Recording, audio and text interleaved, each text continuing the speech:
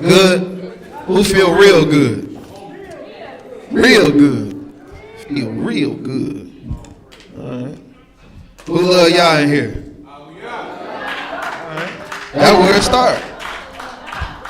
That's where it starts. As long as you got love for y'all, that's where it starts. Because it's going to show in your actions. It's going to show in your actions. Romans 15:4, we ain't going to hold them up. Oh, yeah. We got to hold them up just for a second. Just for a second. B, go ahead. If it's your first time fellowshipping with us, if y'all wouldn't mind introducing yourself, if you wouldn't mind. And even if you would mind. Shalom, shalom. Good to see you, brother. Hallelujah. Hallelujah. Hallelujah. Come on, brother. You got it. Shalom, shalom, my shalom, family. Hallelujah. Glad to see y'all in the building. Feel welcome to fellowship with us anytime. The doors is open. We have a Shabbat fellowship around this time every week. So yeah, y'all feel welcome to fellowship with us anytime. Good to see y'all smiling face this morning. Indeed. This what? This evening. What's morning? This is I'm conditioned to say morning. I got you. This is my about to deliver this fire lesson. Nah. What? Nah. We in and out today. You know what I'm talking about? Can we get some Mayim to the front? A couple bottles of Mayim.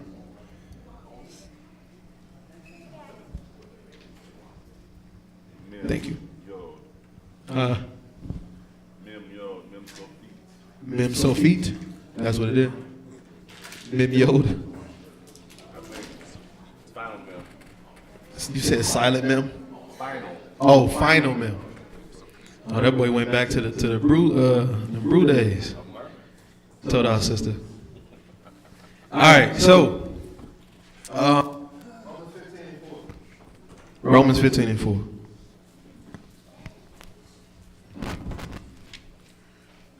Thank you.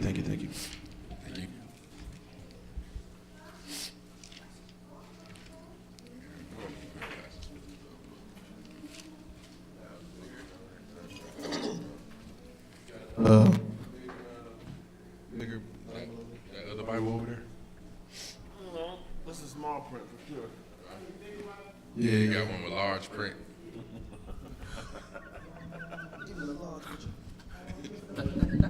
One moment. Hey, mute 5 and keep going in and out. Grab that one quiet.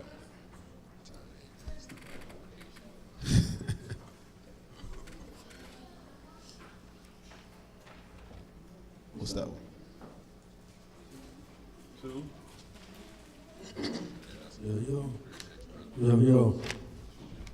All right. The book of Romans. Romans chapter 15 at verse 4. The book of Romans, chapter 15 and verse 4. Come on. For whatsoever things were written aforetime. The things that were written before were what? Were written for our learning. For our what? For our learning. It was written for us to learn from. This is an incentive for you to go in the text and actually read it, right? This is an incentive. It was written for our learning, because if you know better than you are supposed to, right? So it would behoove you to go back and go into the text to read it, right? It's a lot of things and a lot of mistakes that we've made in our lives that if we were given the game on early on, we probably wouldn't have made those mistakes. Now, do that take away from us being boneheads on some of those times? Absolutely not. But the absence of information is detrimental. You know what I'm saying? And what's worse is having the information and then going against, right? So he said the things that were written aforetime were written for our what? Learning. That what? That we. That who? That we. That we. That's in this room. That we through what? Through patience. Through who? Through patience. Through patience. What is patience? A virtue. Patience is a virtue, brother. Patience goes along with endurance, right? The ability to hold off, right? He said through patience and what? Comfort of the And who? Comfort. And comfort of the what? Of the scriptures. So through patience and comfort of the scriptures, your consolation when you're going through it, when you see it seems like it's a roadblock in front of you, if you just be patient and you get into your scriptures, it'll give you comfort, right? Through patience and comfort of the scriptures that we what? Through patience and comfort of the scriptures that might have hope. That we might have hope. What is hope? Faith, positive outlook, right? According to the text, it says, hope deferred makes the heart sick. Hope deferred makes the heart sick. Can anybody break that down for me? Hope deferred makes the heart sick. Not having hope? Yes, a little bit more deeper though, because it says hope deferred. Hope deferred makes the heart sick. Anybody? Take a stab at it. I know y'all don't roll around with knives and all that. What you got on?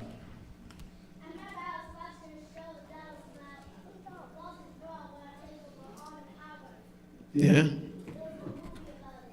So we do have a person or a character in the text that want to take over all the power. All right, we got a couple people like that. All right, man. All right, the people that we're from. All right, they want to own everything and take over everything. But the Most High is the one who has the most power. Right. So that's gonna come to an end. Right.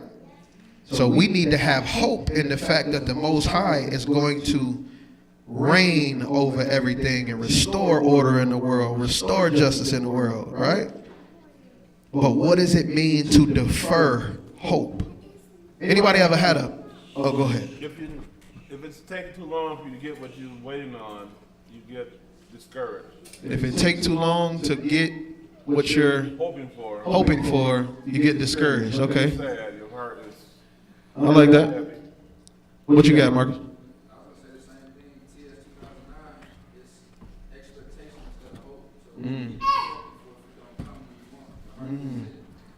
What happened? What is a deferred payment? When you're like, hey, your payment has been deferred. Put off on it. Delayed, put off. So when you have hope that's put off, right? It's not present with you at the moment. It's put off. It does something to the heart. It says it makes the heart sick, right? But once the hope comes, it's a what? It's a tree of life. So he says through patience and comfort of the scriptures, we might have hope. In order to keep hope forever in front of you, you have to make sure that you spend time in your scriptures. All right? But he says through patience and comfort of the scriptures, we might have hope. Today's lesson is entitled, Follow the Light and Be Saved. Follow the light and be saved. All right?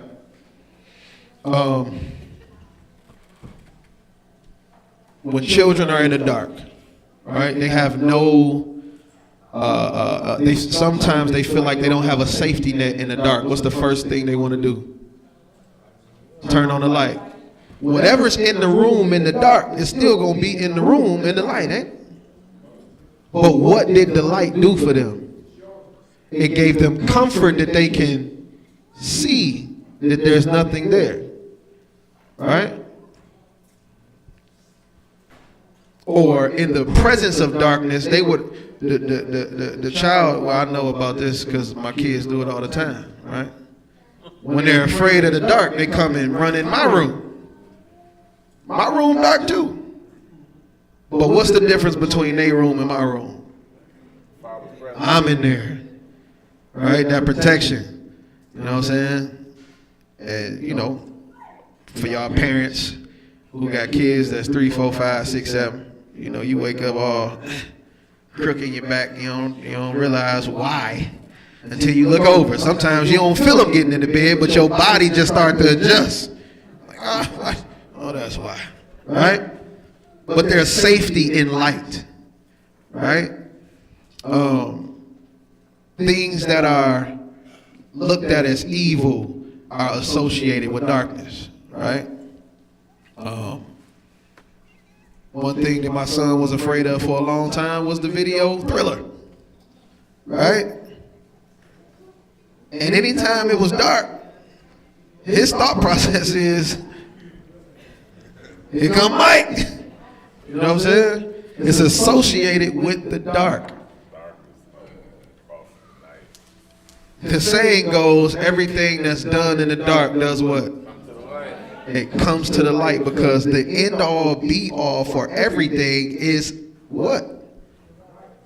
Is light. It has to be shown. Right? Our Elohim himself is what? Is light. So if you follow the light, what are you going to have? Salvation. Right? You have to make sure that you follow the light. Can't be absent of the light. John chapter 8, verse 12. The book of John, chapter 8, at verse 12.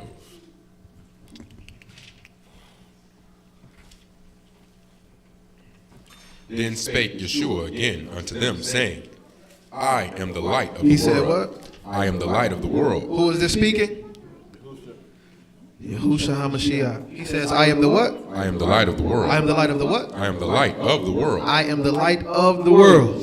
Come on. He that follows me. He that does what? He that follows me. What's going to happen? Shall not walk in darkness. If you follow him, you won't walk in darkness. Right? So, in order for us to not walk in darkness, in order for us to not be afraid, what are we going to do? Follow him. You might have an alley that you used when you was a kid to get to the corner store. That in the daytime, you out there jumping around, frolicking, kicking rocks. But at nighttime, walking down that alley turns into a whole different story, don't it? Right? Follow the light. Read that again. Then Yeshua spake again unto them, saying, I am the light of the world. He that follows me shall not walk in darkness. If you follow me, you not going to walk in darkness. Hallelujah. Psalms.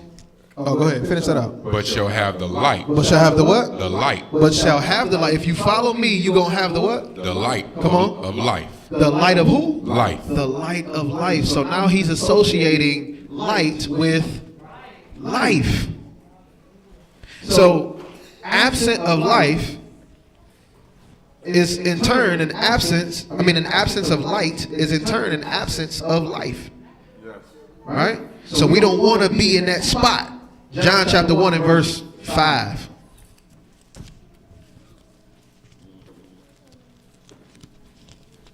Actually, start at verse 1. John chapter 1 and verse 1. The book of John, chapter 1 and verse 1.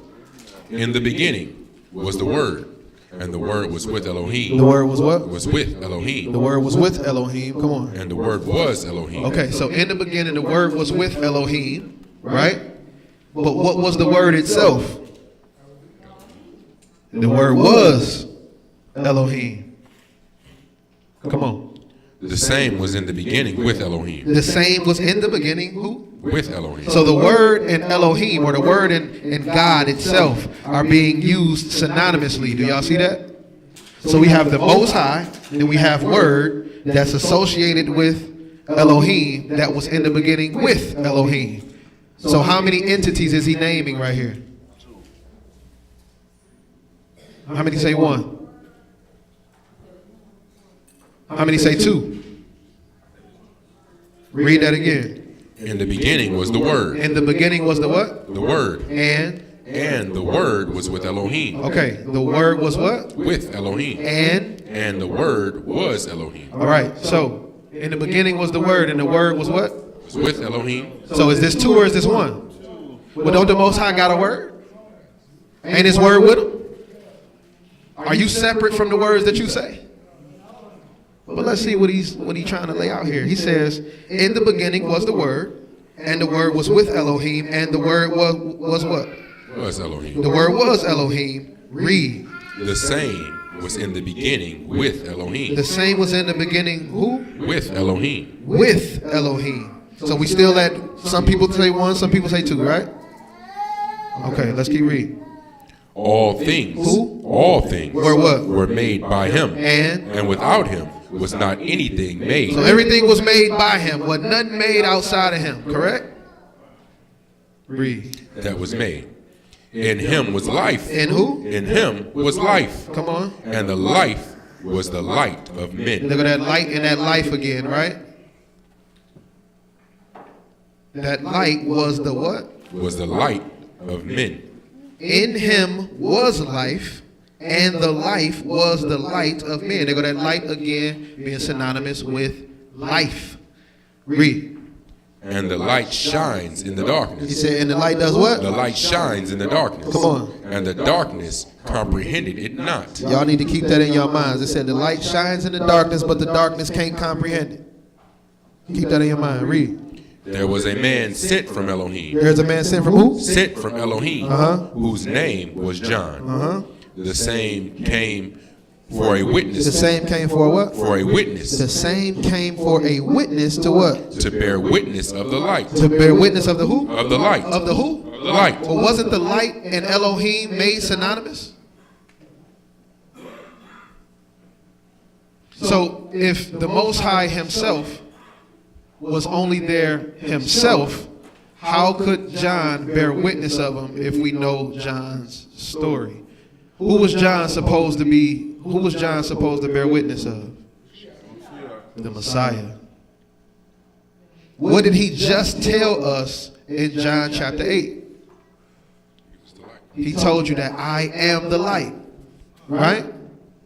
So John was supposed to bear witness of the light, which was Mashiach. So when we see in the beginning was the word and the word was with Elohim, we see that Mashiach was the walking what of the Most High? He was the walking word of the Most High. All right? He read. The same came for a witness to bear witness of the light, that all men through him, Through who? through him, Might do what? might believe. But he what? He was not that light. He was not that light. So the light itself couldn't have been John. Right? So we going back to the same character that we've been talking about. He's bearing witness of it, so he can't be it. But he still came to make sure people believed in it. Read. He was not that light, but was sent to bear witness of that light. That was the true light. The who? The true light. He used true in front of it. That was the true light. That means if there is a true light, that means there's another type of light here. Some artificial light out here somewhere. All right. There was the true light. Come on. Which lights every man that comes into the world. Which does what? Which lights every man that comes into the world. So what happens to men as they come into the world? They get what? They get light. Light, life. He gives light to every man that comes into the world. Okay.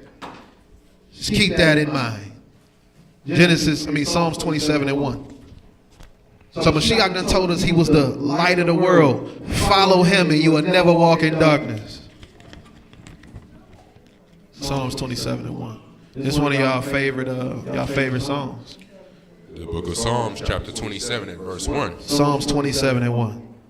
Yahuwah is my light and He's my what? Is my light. He's my light and my Salvation. He's my light and my salvation. I wonder, who do we get salvation from? Who are we going to actually receive our salvation from? Mashiach. But it just said that Yahuwah is the light. So if we're talking about the Most High, that would make Mashiach a liar.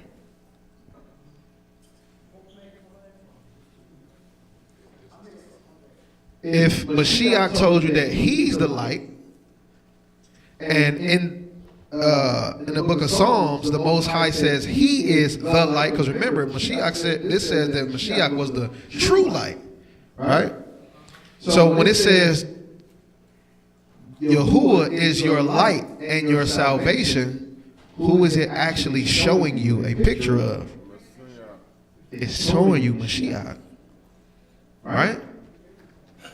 It's y'all song. Yahuwah's my light and salvation. Whom shall I fear? Whom shall I be afraid? That's what this come from. Read that verse. All right. We wait on you. Yahuwah is my light and my salvation. Come on. Whom shall I fear? Whom shall I what? Whom shall I fear? He said, whom shall I fear? So he's my light and my salvation. Whom shall I fear? Hold what you got. Quab, do me a favor. Can you jump over to Matthew 1 and 21? I just want to show y'all who this is talking about. Because Mashiach says, I am the light of the world. Follow me and you will never walk in darkness. So he says, Yahuwah is the light and my what? Salvation. Matthew 1:21. Matthew 1 and 21. Come on. And she shall bring forth a son, And you shall call his name Yahusha, for he shall save. he shall do what? Save his people. He gonna save his people. He said, Yahuwah is my light and my salvation. It says that he was gonna come forth and do what with his people? For he shall save his people. He gonna save his people. So if he's gonna save his people, what is he saving his people from? Their sins. But if he's light and they keep talking about him being the light, he's actually saving you from what? Darkness. That's where the salvation is coming from. He's saving you from darkness. So if you follow after the light, then what?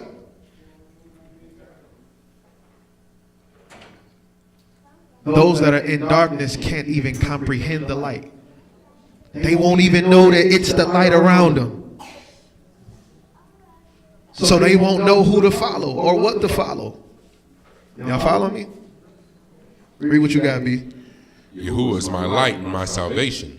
Whom shall I fear? Yahuwah is my strength and my life. Of whom shall I be afraid? He said he's my strength and my life. Mashiach said something like, when you are weak, I am. Then he says that he is my strength and my life. That go again with that light and life thing, right? So it's just showing you the importance of following after this man that Yahuwah have given us, right? But it says that his name is Yahuwah. That means that he didn't always bear the name Yeshua. That means that he has a presence in the Old Testament that we used to call on. I wonder what that name was. Read that verse from the top again.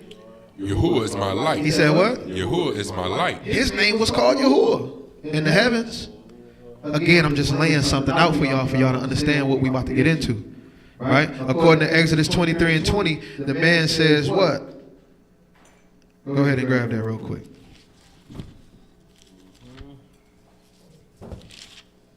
Exodus 23 and 20. Let's see what it says.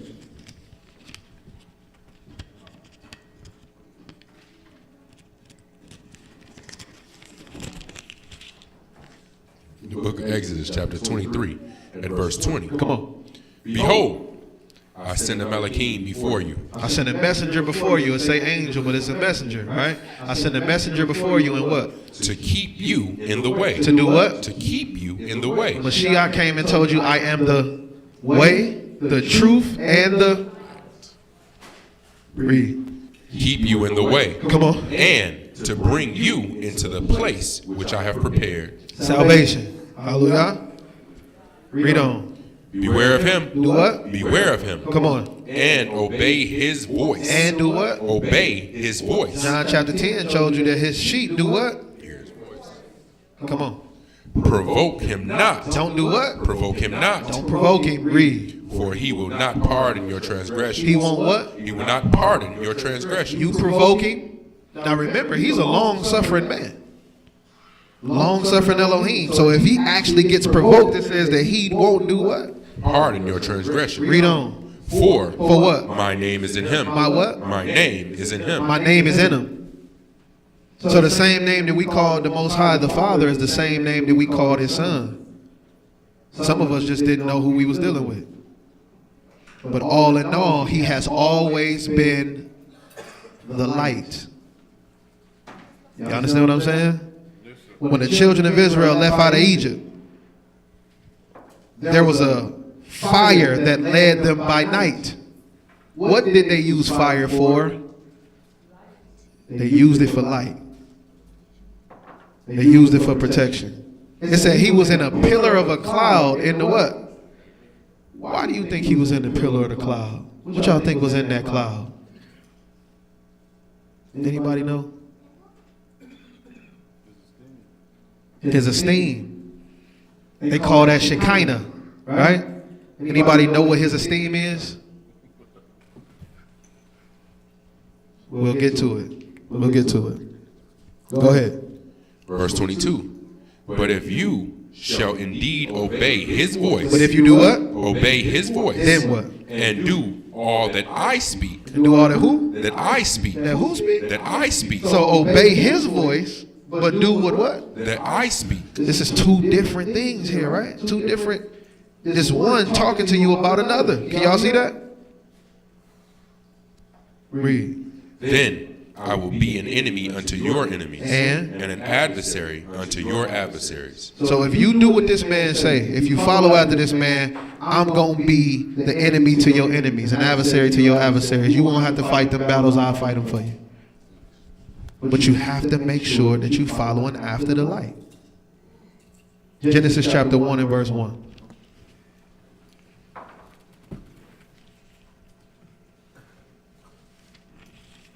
The book of Genesis chapter 1 and verse 1. In the beginning. In the what? In the beginning. In the beginning, read. Elohim created the Shamayim and the earth. He created the heavens and the earth. Now, Mashiach himself told you that he was the light. Yes? Matthew chapter 5 and verse 14. We're going to come back to Genesis. I want y'all to just hold that. He told you that he was the light of the world. Quab, get 2 Peter chapter 2 and verse 21. Before you read that out, hold on, before you read that. 2 Peter chapter 2 and verse 21. Quab, read that. 2 Peter chapter 2 and 21. So Mashiach told you he was the light of the world. And then what did he say here? 2 Peter 2 and 21, go ahead. For it had been better for them not to have known the way of righteousness than after they have known it to turn from the Ruach, the holy commandments delivered unto them. So, if you know that he the light, and you turn away from the light, it'd have been better that you had not known. It'd have been better that you had not known. The commandments were given by the Most High. They were reiterated by the Messiah. He told you to follow after him, yes? It'd be better for you to have not known at all than to know about this stuff and then turn away from it. Read on. But it had happened unto them according to the true proverb. To the what? To the true proverb. What did it say? The dog is turned to his own vomit again, and the sow that was washed to her swallowing in the mirror. Drop back to verse 18. For when they speak great swelling words of vanity, they allure through the lust of the flesh. I'm sorry. 2 Peter 1 and 18.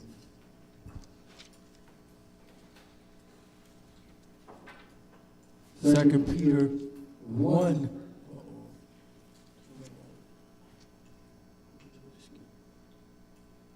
Second Peter 1 and 18. And this voice which came from Shamayim. This voice that did what? Came from Shamayim. Come on. We heard when we were with him in the holy mount. We have also a more sure word of prophecy, That what? whereunto you do well that you act, that you take heed. So if you take heed to the word, you're going to do well. It's a reason why. Come on. As unto light that shines in a dark place, until the day dawn and the day star arise in your hearts. He said that what happens? You do well that you take heed unto a light that shines in a dark place. He said, you do well if you take heed to a light that shines well in a what type of place? A dark place. So what is going to be more appealing in the darkness? It should be the light. It's given right there in front of you. But most people don't want to do what's different. If it's darkness all around you, most people want to do what the rest of the dark is doing because it's familiar. But he's instructing you to take heed unto the what? To the light. Right? Because he gave us an example to follow. Right? Matthew chapter 5 verse 14. Matthew 5 and 14. You are the light of the world. He said what? You are the light of the world. Now he's not saying he is. He's telling you that what? You are the light of the world. Why would you be the light of the world? Because you're doing what? Because you following him. If I'm the light and you dwell amongst me and you follow me, then you gonna be the light. Read. You are the light of the world. A city that is set on a hill cannot be hid. It can't be what? Be hid. Same thing with your light. It can't be hid. Right? It's gonna be known. But I want to walk y'all through some stuff. Genesis chapter 1 and 1 again. Genesis chapter 1 and verse 1. Come on. In the beginning, Elohim created the Shamayim and the earth. And the earth was without form and void. And darkness was upon the face of the deep. What was on the face of the deep? Darkness. It was darkness on the face of the deep. Read. And the Ruach of Elohim moved upon the waters, on the face of the waters. And Elohim said, let there be light. He said what? Let there be light. He said, let there be light. Right? And what? And there was light. So when the Most High spake it, what happened? It happened. When the Most High spake it, it happened. Read on. And Elohim saw the light. He said he did what? He saw the light. And That it was good. that it was what? That it was good. Somehow the Messiah said back over here in John chapter 8 that he was the what? He said that he was the light of the world. So if the Most High said let there be light, and then there was light, and then when he saw the light, he saw that it was what? That he saw that the light was good. I wonder if that could have been somebody who told us that he was the light of the world. Let's see. Keep reading. And Elohim saw the light, that it was good. And Elohim divided. He did what? Divided. So once that light came into the world, he started to do something. What did he do? He divided. The what? The light from the darkness. He set a precedent right there. Right there, he set a precedent. Light and darkness can't dwell with one another. Right? Well, we getting somewhere. Come on. And Elohim called the light day. He called it what? The light day. Over here in 2 Peter, we just seen something like he said, if you follow after the light, then you'll have it in you, that great day star. It's all gonna make sense. I hope y'all following me so far though. Come on.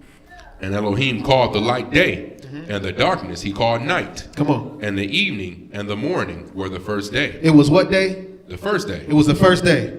So this happened on what day? Day 1, also known as the first day. We know that there's a succession of days that happen, yes? And then what was the last day that he mentioned? Shabbat, which was what day? So from day 1 to day 7 was 1 week, yes? So if we were to put those days in succession with what we call the days now, would be Sunday through Saturday, yeah? But remember, the light was actually sent into a world of darkness on what day? On the first day. Keep that in your mind. All right? Jump over to Genesis chapter Genesis chapter 3. Pick it up at verse 1. The book of Genesis, chapter 3, at verse 1. Now the serpent was more subtle than any beast of the field, which Yahuwah Elohim had made. So the Most High done made all of his creations by now, right? He done made man. He done made Eve out of Adam's rib, right? And we understand the principle of the Most High dwelling with man started here, right? Because he would come down and he would be amongst Adam and Eve all the time, from what it seems like, right? But something transpired here. Come on. And he said unto the woman, Yea, have Elohim said, You shall not eat of every tree of the garden? He said what? Have Elohim said, You shall not eat of every tree of the garden? So this subtle beast came through and said, did the Most High tell you that you can't eat of every tree of the garden? What was her response? And the woman said unto the serpent, We may eat of the fruit of the trees of the garden. He said, we may eat of the fruit of the trees of the garden, but what? But the fruit of the tree which is in the midst of the garden, Elohim said, You shall not eat of it, neither shall you touch it. What's going to happen? Lest you die. Unless you die, right? Come on. And the serpent said unto the woman, And the what? The serpent said unto the woman, Come on. You shall not surely die. You're not going to surely die. First thing he introduced was what? A lie. Now, would you equate a lie to light or to darkness? It equated to darkness. Now, what was Adam commissioned to do before the serpent came and started talking to his woman? He told him to guard the garden, right? He had a conversation with Adam. He said, hey, man, all these trees you can eat except that one. And make sure you guard the garden. Keep it and dress it, right? So guard it and do what with it? He said, keep and dress it. So he had a job to do. But when the serpent came in that was more subtle than any beast of the field, what didn't happen? What didn't Adam do? He didn't do the guard part. If light can't dwell with darkness, what was the Most High actually trying to keep out of the garden? He was trying to keep darkness out of it. Right? Guard this thing. He was trying to keep the darkness out. But Adam didn't do what he was supposed to do. What would that make Adam then? No. If the Most High himself is light, and he commissioned Adam to guard the garden so that darkness wouldn't enter into it, what is Adam? Adam is light. But he turned it in darkness because of what came. So Adam is light, right? Eve was made out of his rib. So when she was created, what was she? Light. Ain't nothing but light in the garden. Protected from that darkness. Right? Protected from the darkness. But did he? No. How do we know that just by being amongst the Most High that they were light? Let's jump over to Exodus chapter 34, verse 1. The book of Exodus, chapter 34, at verse 1. Come on. And Yahuwah said unto Moses, Hew thee two tables of stone, like unto the first. So he said, like unto the first. What was the 2 tables of stone for, y'all? The commandments, right? So he said, hew you 2 tables of stone like unto the first. What happened? Why we ain't got the first ones no more? He threw him down at the idol. He threw them down and he broke them because he saw some mess going on. So now he had to come back up. He had to do another 40 days with the Most High. Right? Read on. Hew you 2 tables of stone like unto the first, and I will write upon these tables the words that were in the first tables. He said, who gonna write on them? I will write. I will write. So if he's gonna write them and he's light, that means what he's giving you is what? Is light. Read. And I will write upon these tables the words that were in the first tables, which you broke.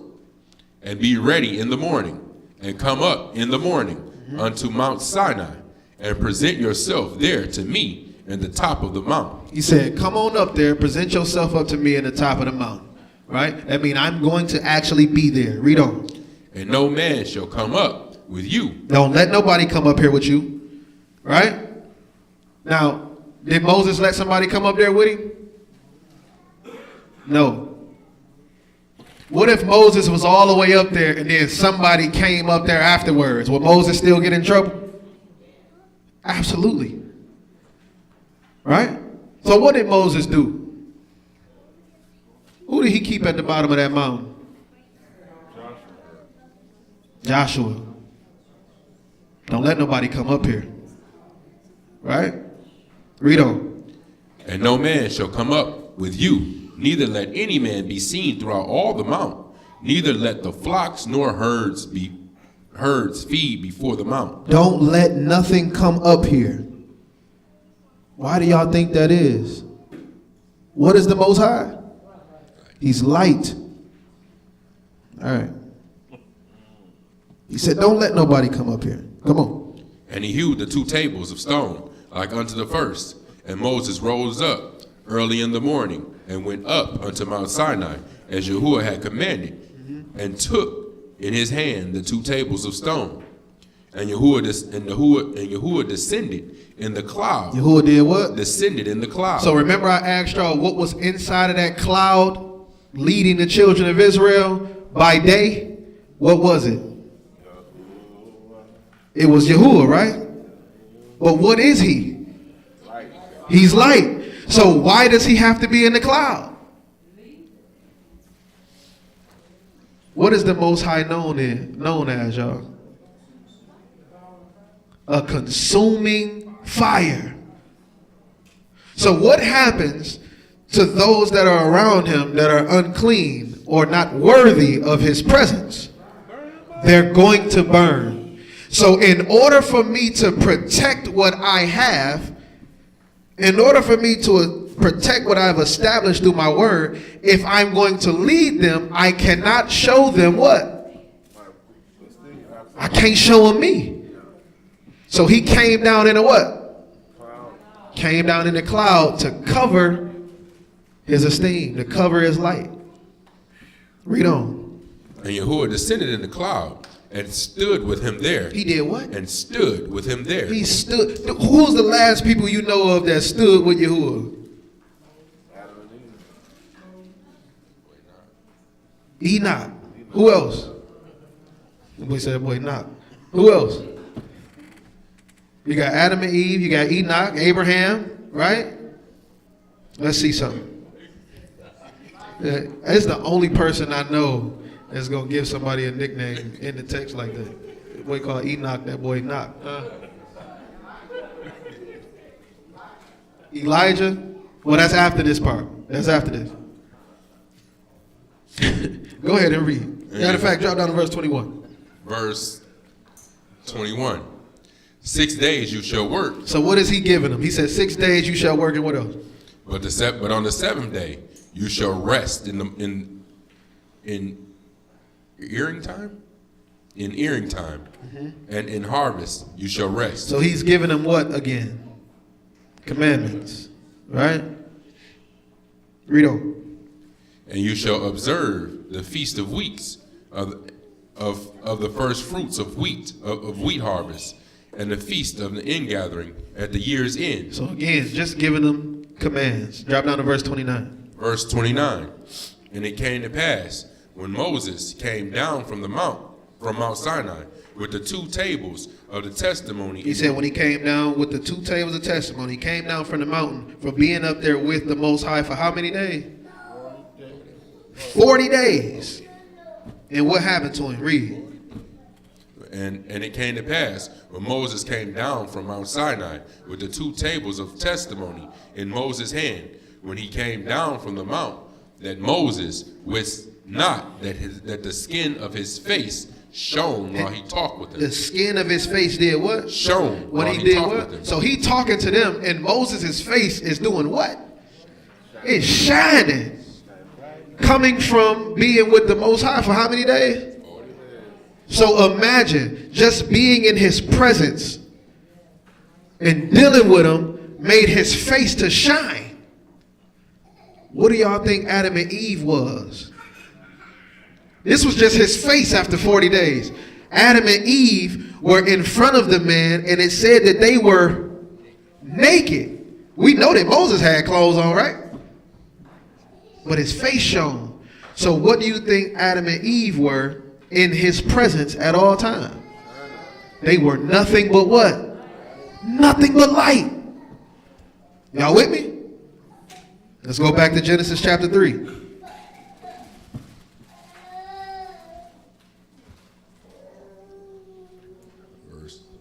Verse 5. Verse 4. Verse 4. Verse 4. And the serpent said unto the woman, You shall not surely die. She said what? He says what? You shall not surely die. You shall not surely die. Go ahead. For Elohim does know that in the day you eat thereof, Then what's going on? then your eyes shall be open, and you shall be as El, knowing good and evil. You're going to be like El, knowing who? Knowing good and evil. Knowing good and evil. Read on. And when the woman saw that the tree was good for food, and that it was pleasant to the eyes, and a tree to be desired to make one wise, she took of the fruit thereof. She did what? She took of the fruit thereof And did eat. she took of the fruit thereof, and she did eat from it. Now, she just disobeyed a direct command of the Most High. Remember, the Most High's commandments are given by him. So his commandments are meant to be what? Obeyed, to be followed. His commandments are light. Right? How do you separate the children from the light, from the children of the darkness? What do you have to look at? Obedience. Their behavior, their obedience. I can tell that you are a child of darkness because of what you are doing. I can tell that you are a child of light because of what you are doing. Right? So they just, or she herself at this point just went from being a child of the light to being a child of who? Darkness. Because she just followed after what? Darkness. She just followed after darkness. Right? Now before, when the Most High created them, they were in the garden and they were naked, but they were not what? They were not ashamed. Why do you think they weren't ashamed?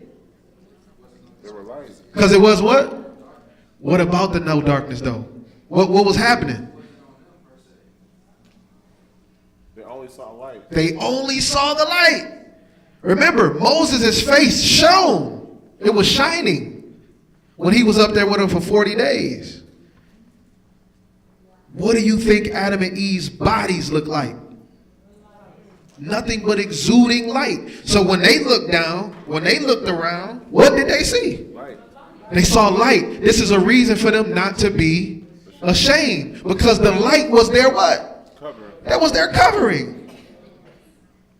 They were in the presence of Yah. Yes, sir. They were naked, but they wasn't ashamed because they were full of his what? Light. His light. Yes, sir. Right? Yes, sir. So now she takes of this fruit and she eats it. Read on. And when the woman saw that the tree was good for food, and that it was pleasant to the eyes, a tree to be desired to make one A wise, tree to be desired to make one what? wise, she took of the fruit thereof, and did eat, She took of the root thereof and did eat. Read on. and gave also unto her husband with her, and he did eat. So he gave to her husband that was with her, and he did the same exact thing. So both of these people just followed after what? Darkness. So if you follow after darkness, what is it going to put you in? It's going to put you in darkness, right? Read on. And the eyes of them both were And opened. the eyes of them both were what? Opened. What happened here? They lost their light. So when it's saying their eyes was open, they really lost their light. And now what they able to see? Yeah. That boy Adam was able to see what the Most High really made, wasn't he? Whoo! Eve was able to see where she came from, innit? They lost their light. So now that they lost their light, what did the Most High establish? Thinking back, what did he establish in Genesis 1 when it came to light and darkness? He has to divide it. I gotta divide it. If I don't divide the light and the dark is just going to continue to try to overtake the light. So he had to get rid of the darkness. Right? Yes, sir. Read on. And the eyes of them both were open, Uh-huh. and they knew they were naked. They what? They knew they were naked. Now they got some shame on them. Now they got some shame on them. See, when you look at the word light and the word skin in the Hebrew, they're the same. They're both are the word or. Right? Light, not light skin. See, that boy talking about light skinned people is the people of the Most High. Not light skinned. The word skin and the word light are both the word or in Hebrew, right? Now, they have different characters to make up that or, right? But it's the same pronunciation for the word. No relation, just a coincidence. Look into it a little bit more. The word naked itself is the word amor.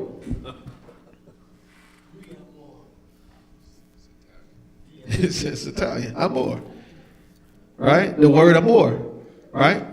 Which is what they ended up seeing after they sinned. This was the beginning of chaos for them. Once they were actually able to see what they were made of, it became the beginning of sin for them. The beginning of chaos for them. Turn down this mic a little bit. 6. All right? So y'all with me so far? Now let me ask y'all a question. Who was the most wrong in the garden? Y'all ain't even let me finish my question. Who was the most wrong? Y'all ain't let me finish my Adam. Case closed. You got 3 people here. You got the serpent, Adam, and Eve. Who's the most wrong? Why? He was the one giving the commandment. He's supposed to know her, huh? He gave them the commandment. Do y'all believe in duality of judgment? We don't even know what that means. What is duality of judgment? What is that? What about the serpent? Was he wrong? You said the most wrong. Come on now. Which question you want to answer? I'm asking. Let me ask you a question, brother. If you see a child and you tell them the only way to make money is to sell this drug, and you show them around, you influence them, and they decide to walk in the steps that you gave them, who's the most wrong? You are. I didn't tell them to sell drugs, you did. The one that told him. The one that told them. The teacher. The teacher is the most wrong. Does that change? He said the most wrong. But you said the most wrong in that instance is the teacher. Who taught them to do wrong in the garden? Talk them to do wrong. Oh, yeah, I can. It's both of In them. the garden, it wasn't about who taught. It was about who was the head, who was Both in of them were charge, disobedient. who was the leader. The Both. buck stops having the leader. That'd be Adam. Adam was wrong, more so than everybody else. So, The serpent was in Adam's case, it's Adam. Who's that?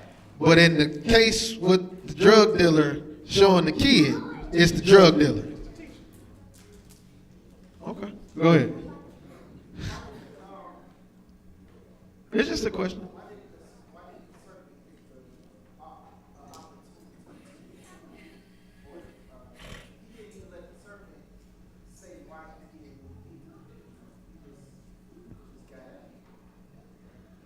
It didn't matter. Right? Everybody got their punishment off the bail. Right? Everybody knew what it was.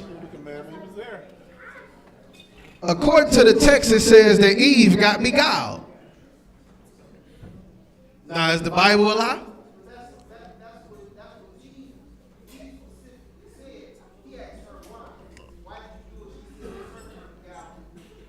Does the Bible back that up? So hold on, wait. What I'm saying is, so just understanding Eve was beguiled, right? And the serpent was the beguiler, right?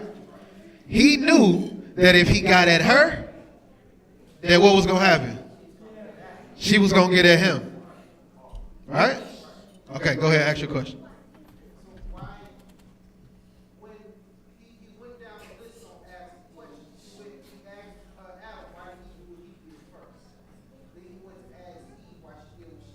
Mm-hmm. Then he started with the curses. He cursed the serpent because she blamed the serpent. And she cursed the and he just cursed the serpent. He didn't say. Why did you do this? Why do you think he didn't do it? The serpent knew exactly. It didn't matter why he did it. It's the fact that he did it. Right? You knew. You ain't new to this. You're not new to this. Right? You knew. So when we're looking at, the reason why I say duality and judgment, it's because when he came to Adam and said, why did you listen to that woman? Right? He said, well, we said, what did you do? Why? He said, it was the woman you gave me. He put it off. He went to the woman, hey, woman, why did you do this? The serpent beguiled me. Went to the serpent, punished. Right? The man, punished. The woman, punished. They had to take accountability for what they had done individually. Right? Just like we all will have to. But we can't ignore the fact that the one who knew how everything was going to transpire did what he did. For example, anybody have any recollection of black people in the 1920s and 30s, 40s? Really heard stories about them from back then? What type of people were they? Very astute people, right? They were of great character. Our people were people of prestige, right? People of honor, dignity. What happened?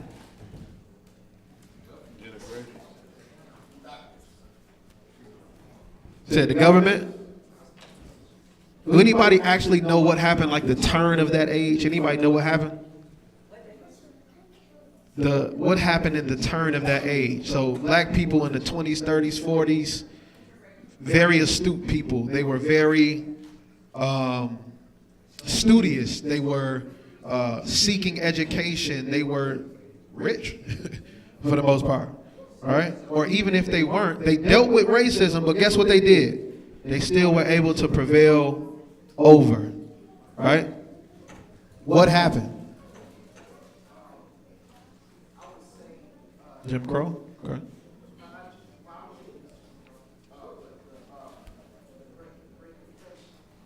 Great Depression. Well, what happened during the Great Depression, it destroyed a lot of the businesses that they built up. What year was that? That was in the 1930s, between War happened, government. Okay.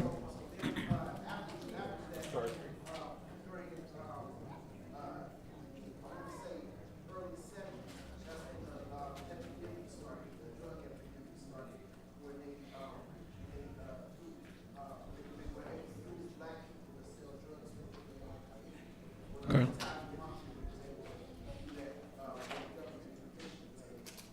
What if I tell you it was more simple than that? Anybody else got anything else? Integration? What about integration? When we started to come together with they folks. Okay. What you got?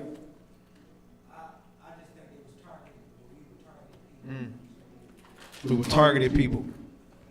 Okay. So there were two gentlemen that had a theory, right? Two gentlemen that had a theory, and their theory included the black community. And that theory was that if we can bankrupt the major cities, communism will become what America is about.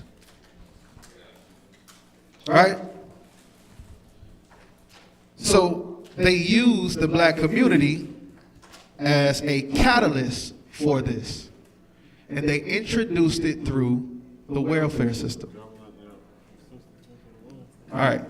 Before the welfare system, the way that you got help was, hey, if you're going through something, go to your community leaders, go to your church, go to they had these organizations that would help you. But the only way you could get help is if you were morally sound. Remember, our people were astute, right? At a one point in time, you wasn't looked at it getting food stamps like you was, oh man, right? You was looked at like, oh, he get food stamps. Oh my gosh, such a shame. He's a bum, right? But now it's like, oh, I got 1,500 on the bench card, boy. What's up? It changed, right? Selling that orange card, baby, 2 for 1, right? But check this out. Check this out. These two men, I forgot their names, but I'll get them to you. These two men who came up with this theory to bankrupt the cities, the major cities, to push communism, used the black community because they knew the psyche of black men and women. They knew how they worked, they knew how they ticked, and they put this system into play. Remember, if a woman had babies out of wedlock, and she was around just smashing any dude, and she got 2 or 3 kids, the community turned their back on her because you're not morally sound. We're not about to help you like that, right? So in order to receive help in those times, you couldn't be just some slouch dude that don't want to go to work. You understand? You had to be willing to help yourself to get help. But what did welfare introduce? Anybody can get help. And you know what from the research that I did that they actually used to get people to do it? Was they did it in the name of reparations. So they introduced welfare in the name of reparations. Right? Hey, this is like your 40 acres and a mule. Get free assistance from the government. And then it went federal. Because the turn of the age came around the 1960s. In the 1950s, 1960s, right? Where it became a thing. Now those women who are who going out and just have, anybody know in the 1960s, Papa was a Rolling Stone type stuff? Like, you know, having babies all over everywhere, different baby mamas. The women at that time was, you know, different baby daddies, you know what I'm saying? It was a wild time, right? But they were able to get assistance through that, right? Broke up those homes, broke up all of the prestige that we had because we went for something that seemed like it was better than what we had. Now, after the 60s, we have the start of the drug trade amongst our peoples, the 70s and the 80s, right? It's got worse and worse. And this is something that they predicted would happen. So we see systemic racism, right? We see systemic downfalls of our people. Who is the blame? Is it those psychologists who knew the psyche of those people and implemented something that would actually cause their demise to bankrupt the cities? Or was it the people who took it?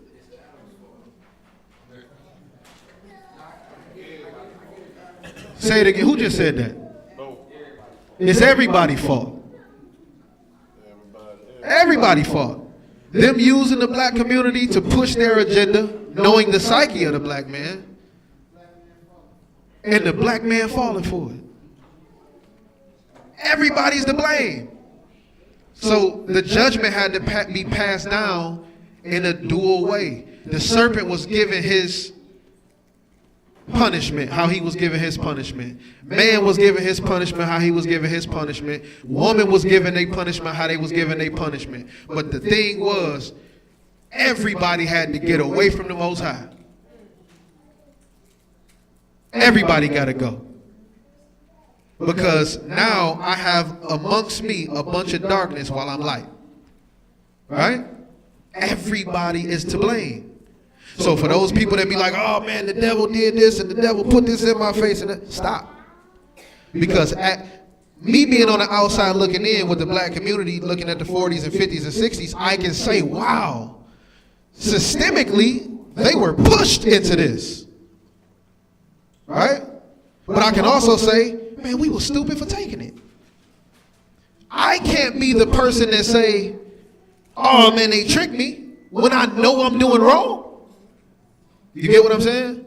So if you're doing wrong, the excuse can't be that I was tricked or he pulled the wool over my eyes, because you know right from wrong yourself. But that doesn't mean that the other one don't go unpunished. So now we have a full circle of darkness in the garden that has to be removed. Right? They all are. That's a different question. It's not. The most wrong is all of them. You can't separate what Eve did from wrong. Right? Go ahead.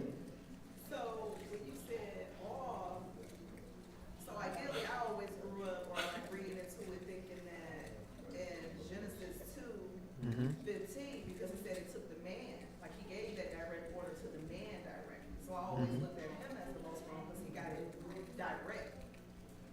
And she was supposed to be under him, so she was wrong in her right. But I told this to you before I even gave you.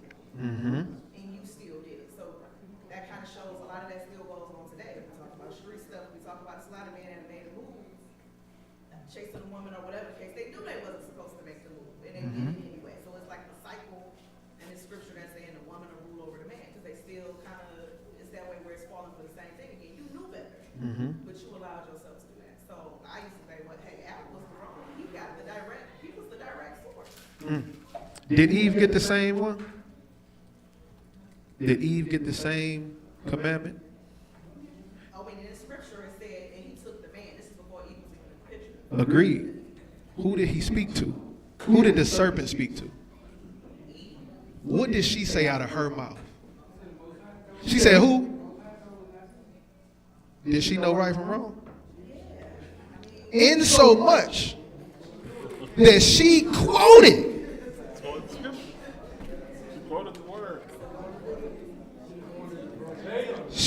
In so much that she said, he asked her a question. Hey, did he say you couldn't eat every tree of the garden? All she had to do was say, nope, he didn't say that. But she said, oh, no. He said, don't eat from, he said, you can eat from all of these other trees, but this tree, don't eat from, or you will surely die. She quoted it. She knew it. But what was the thing that allowed her to move past that? Was it that her husband didn't stop her, or was it based on her own will?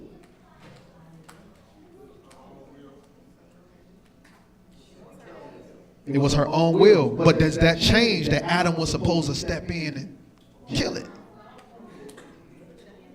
It don't change that, which is showing the duality. Everybody got their role to play, right?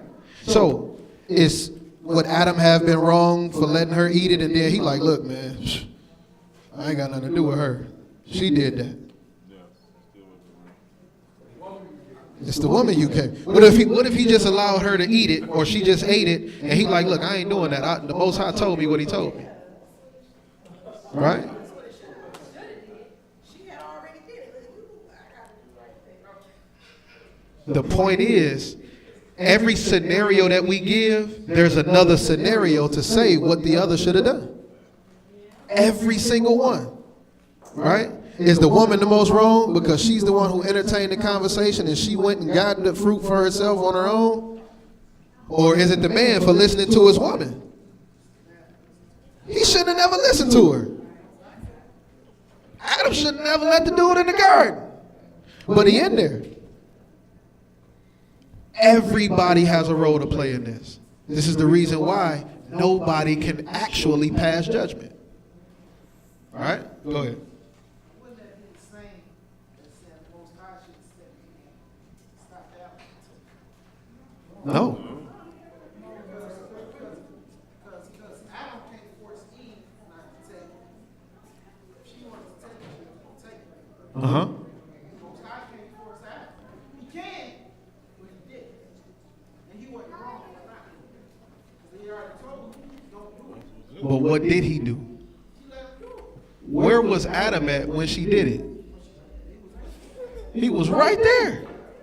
If your son picked up a gun to go and shoot somebody in your presence, what you gonna do? Hey man, hey don't. And then if he do it anyway, well I tried. So are you saying he went to present? The Most High went to present? It don't say he was. It said he came through there in the cool of the day. You can't stop him. Okay, so that omnipresent stuff ain't real. That's not what we're saying.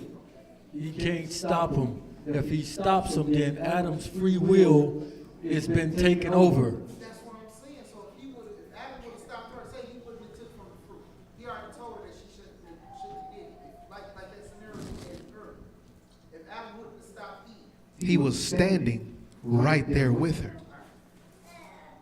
If you don't stop your son or try to stop your son from doing the wrong thing, does some of the blame go on you? I'm asking you a question. some of the blame does go on.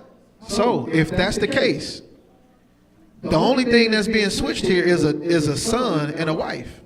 And the Most High. What do you mean? Because he's different. I'm not able to be Adam was different than you? The Most High is different. When you go and sin, is it the Most High's fault?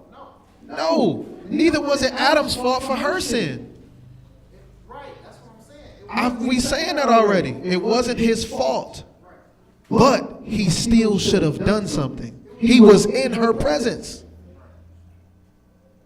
Her actions were her actions. In the end of it, she followed after darkness, and he followed after darkness. He didn't want to stop her, bro, because he wanted to do the same thing. That's what it boiled down to. Yeah, I was referring to the scenario if he decided not to take it. He had still been wrong. Everybody said yes. He was right there with her. Here's the duality. Could Yah have said, hey man, didn't I tell you to guard the garden? Yeah, because like I was just saying, he could have popped up out of nowhere and stopped it too. Could Yah have said, why didn't you guard this garden?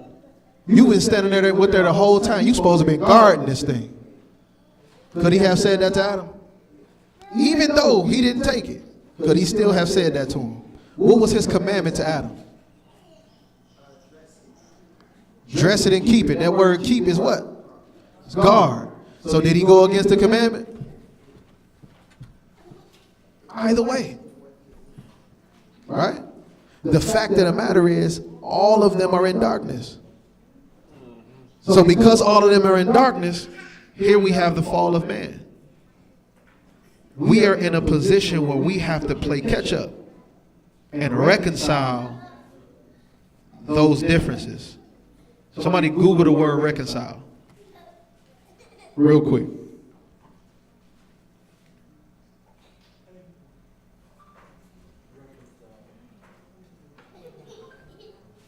To cause to coexist in harmony. He says to do what? Cause to coexist in harmony. To cause to coexist in harmony. Coexist means what? Be together.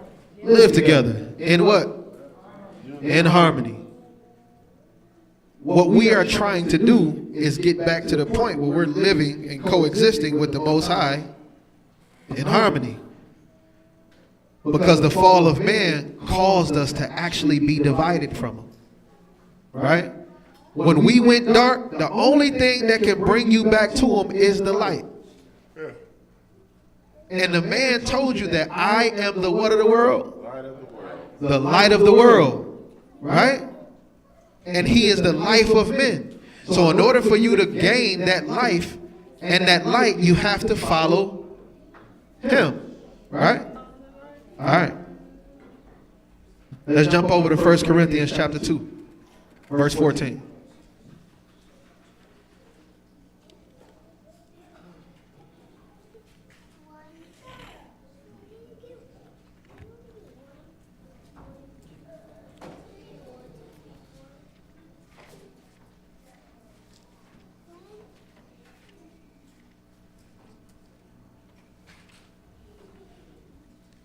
First Corinthians 2 and 14.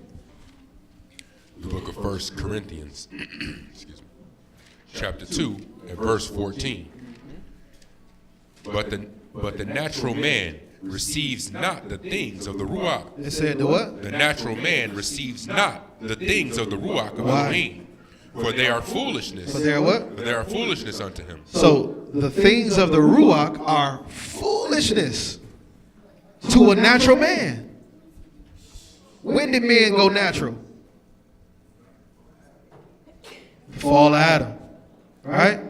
So, if the natural man can't receive the things of the Ruach, what do we need in order for us to actually get the information that's necessary?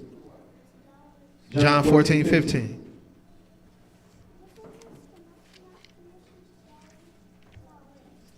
The book of John, chapter 14, at verse 15. If you love me, If you do what? if you love me, Do what? keep my commandments. Uh-huh. And I will pray the Father, and he shall give you another comforter. He will do what? Give you another comforter. Come on. That he may abide with you forever. Even the Ruach of truth. Even the what? The Ruach of truth. The Ruach of truth. Who what? Whom the world cannot receive. Why can't the world receive it? Because it sees him not. Because they what? Sees him not. They don't see him. Why don't they see him? Neither know him, but you know him. Why can't they see him, y'all? Covered in darkness. Because they are in complete and utter darkness. They can't perceive that it's light there because they are in the darkness.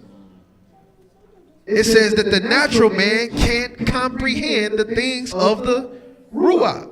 Read. Even the Ruach of truth, whom the world cannot receive, because it sees him not, neither knows him.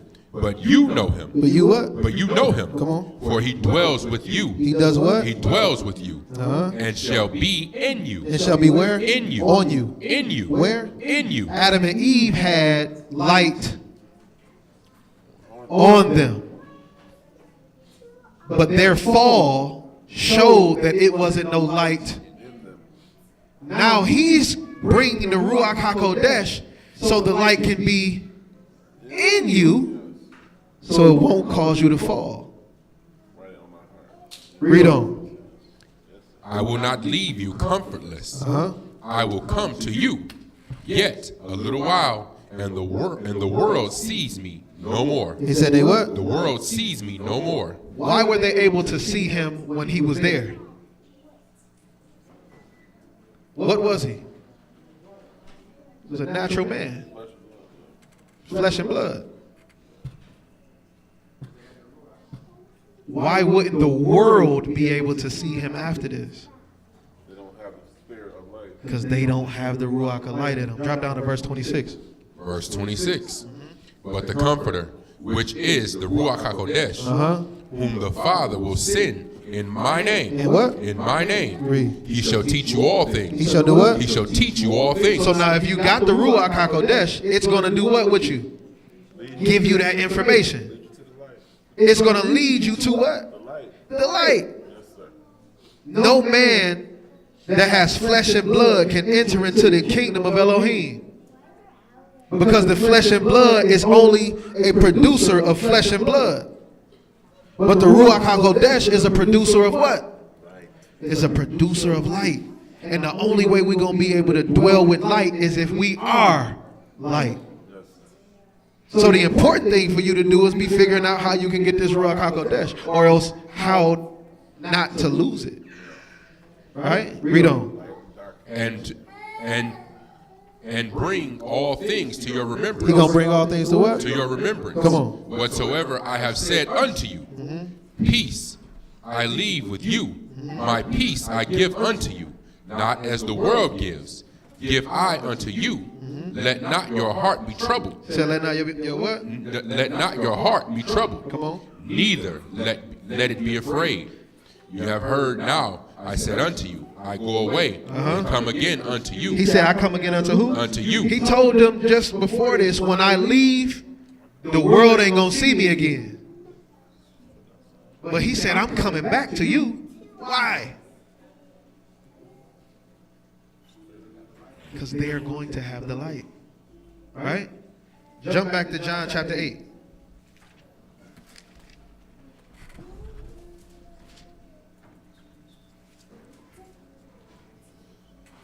Pick it up at verse 12.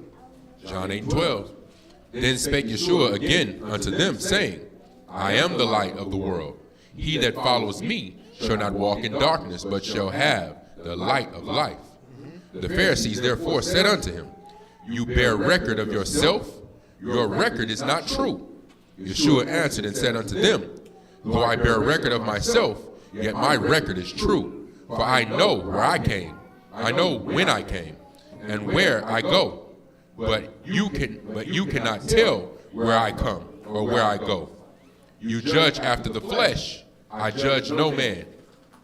And yet, if I judge, my judgment is true, for I am not alone, but I and the Father that sent me. It is also written in your law that the testimony of two men is true. I am one that bears witness of myself, and the Father that sent me bears witness of me. Then they said unto him, Where is your Father? Yeshua answered, You neither know me nor my Father. If you had known me, you should have known my Father also. These words spake Yeshua in the treasury, and he taught in the temple, and no man laid hands on him, for his hour was not yet come. Then said Yeshua again unto them, I go my way. He said, I what? I go my way, and you shall seek me. He said, I'm going to go my way, and you're going to do what? And you shall seek me. But what's going to happen? And shall die in your sins. Why are they going to die in their sins, y'all? He said, if they speak not according to this word and this testimony, that there is what? There's no what? And if it ain't no light in them, then there's no life in them. Right? Read. I go my way, and you shall seek me, and shall die in your sins. Whether I go, you cannot come. He said, because where I'm going, you can't come. Where is he talking about? He talking about the Shamayim. And in that place, nothing that's flesh and blood can enter into there. Ephesians chapter 5 and verse 8. Quab, give me Numbers chapter 6. The book of Ephesians chapter 5 and verse 8. For we were sometimes, for you were sometimes darkness. You were what? You were sometimes darkness. At some point in time, you was in darkness. We all was in sin before. Every single last one of us was in darkness. But what did he say? But now. But what? But now. But tomorrow. But now. But next week. But now. When you get a chance. But now. After that last sin. But now. One more time. But now. He gonna forgive me this time. But now. But who? But now. But now what? Are you light? Are you what? Are you light? Information brings forth light. Only you can dim it. The Ruach HaKodesh dwelling inside of you causes you to shine from the inside out, and it's going to show in your actions. Only you can dim it. He told you to grieve not the Ruach HaKodesh, wherein you are what? Sealed to the day of redemption. what is the Ruach doing inside of you that's sealing you? Because if the only thing that divided us and kept us out of the garden was going into darkness, the Ruach HaKodesh is doing what inside of you? Keeping out the darkness. It's keeping you lit. Keeping you into light, Everybody want to be lit. That's the way. Read what you got. Go back to 5 and 8. Verse 8. For you were sometimes darkness, but now are you light in Yahuwah. Walk as children of light. He said, do what? Walk as children of light. Why do he keep on saying this light? Because that's the only way to get back to him. You can't be in darkness and dwell with him. He said, walk as what? Walk as children of light. Come on. For the fruit of the Ruach is in all goodness and righteousness and truth. The Ruach is going to produce all of these things that keep you keeping the commandments. Right? Read. Proving what is acceptable unto Yahuwah. And have no fellowship with the unfruitful works of darkness. Have no what now? Fellowship with the unfruitful works of darkness. If you have fellowship with the unfruitful works of darkness, what are you doing? You're becoming darkness. Oh, it's cool for me to just go do this and do. He said, have no what? With the unfruitful. See, this is the word that we kind of get misconstrued. Is the unfruitful part right here. What is fellowshipping with fruitful works of darkness? What does it mean to maintain your light amongst the darkness? But what are you doing?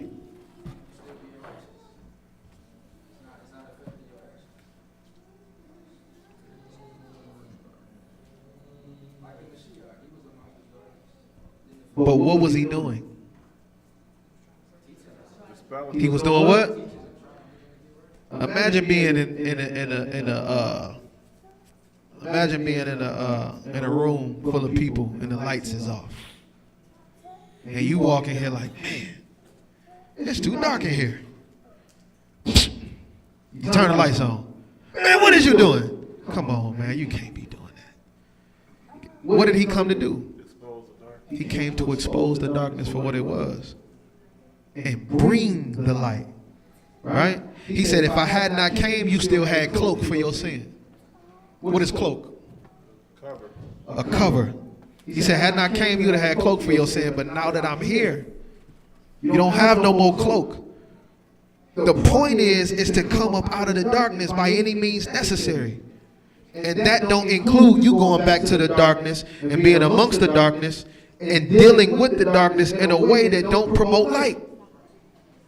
If you're going to fellowship with darkness, you better be pushing light. Or else you falling right into this. No believers go into the house of Baal because I'm killing everything in it. What is he telling you? The building coming down. If you're an actual believer, separate yourself. Some things are harder than others. Fellowship is fellowship. But he says, have no fellowship with the unfruitful works of darkness, but what? What does he say right after? Go ahead. 11.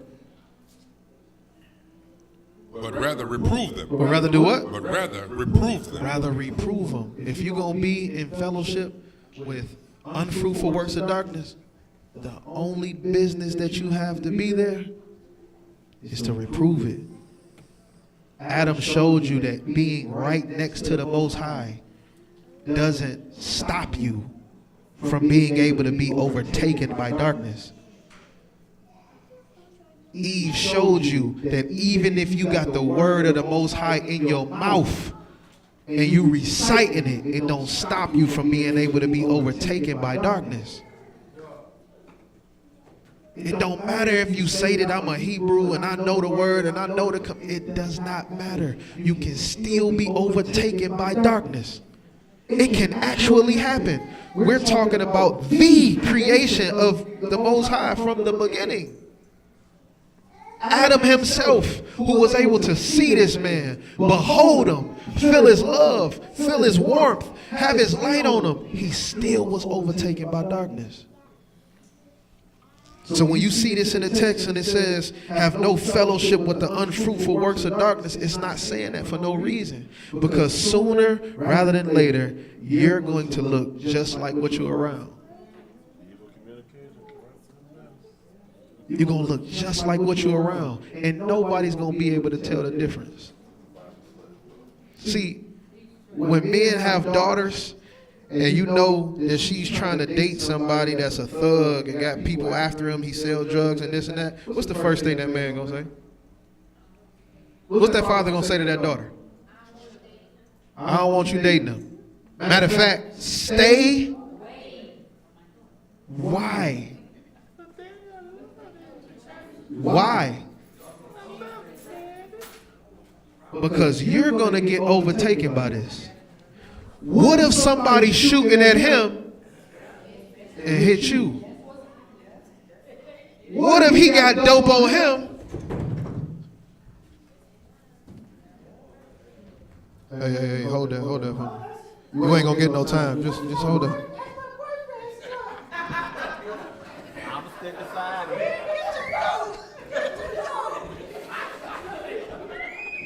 I'ma stick beside him. Right? To even be put in that position is crazy, because she's going to feel the pressures of darkness. You know what she's going to feel the pressures to do? She's going to feel the pressures of, I can't tell on him because that's my man. That's my man. I'ma stick beside him. They going to be saying all type of stuff about me. And now she's sitting in a courtroom because Adam over here that threw the dope on her. Let her eat the fruit. You take that charge. Right? This is what happens when you have fellowship with the unfruitful works of darkness. It's your first time. They ain't gonna do nothing. Right? It can be you and your homies, you and your homegirls. What if y'all all out at the club, right? And somebody take a video of them twerking and they half naked, right? And then they see you in the picture with them. What's the first thing they gonna say? Them. Ah, sister such and such be out there wilding, boy. You ain't see that video? Yes, sir. But she wasn't out there twerking, bro. She wasn't out there twerking. She just held the camera for him.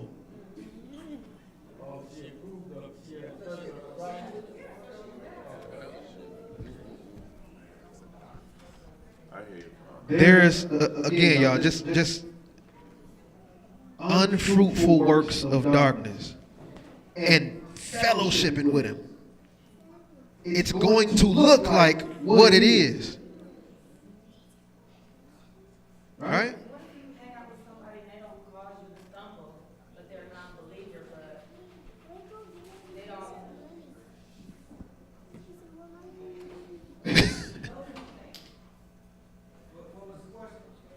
What if you hang with somebody that don't promote you to sin? So here's the thing. People are going, you give people long enough time, they'll show you what side of the tracks they on. Right? An unbeliever is going to live an unbeliever's life. So when they bring stuff to you about their unbelief, what do? That's the whole point of the message. If you consistently reproving somebody that's doing the wrong thing, eventually they ain't gonna want to hang with you. Right? But that's the importance of camaraderie within this building.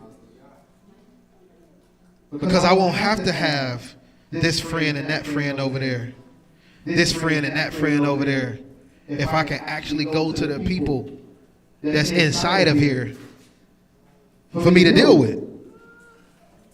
But, you know, light look like darkness sometimes. And darkness look like light sometimes. So sometimes we be in this building looking like light. Mixed up. It's evening. Huh? Evening. Mixed Mashiach told her that the Pharisees was like whited sepulchres full of dead men's bones. You look like you're right. There's still a body in there though. Right? Sometimes inside of here we can look like we doing the right thing all day long. But at home, boy, it's different. It's real different. You know what I'm saying? It said, marvel not that some of Satan's ministers have turned themselves into what? Angels of light. Remember it said that Mashiach was the true light? Here's the artificial. That don't get away from us. When we go out there teaching, we preaching, we ministering, we doing all of this stuff to other people, guess what? If we ain't living it, we're Satan's ministers. Right? You ain't got to be worshiping Satan to be one of his ministers. All you got to be doing is wrong. All you got to do is go against the morals, principles, and values that the Most High laid down for you. That's all you got to do. And as soon as you do that, and you preach any word of the Most High, you become one of his ministers, because your life don't match up to the light. Numbers, what you got? 6 and 1. Numbers 6 and 1. And Yahuwah spake unto Moses, saying. To who? To Moses, saying. So Moses, we already know he was a part of the light. He had the Most High's light shining on him. Read on. Speak unto the children of Israel, and say unto them, when either man or woman shall separate themselves to vow a vow of a Nazarite to separate themselves unto Yahuwah, he shall separate himself from wine. He shall do what? He shall separate himself from wine. So if a person is going into something that they are calling sacred with this vow, there are certain things that got to get cut off.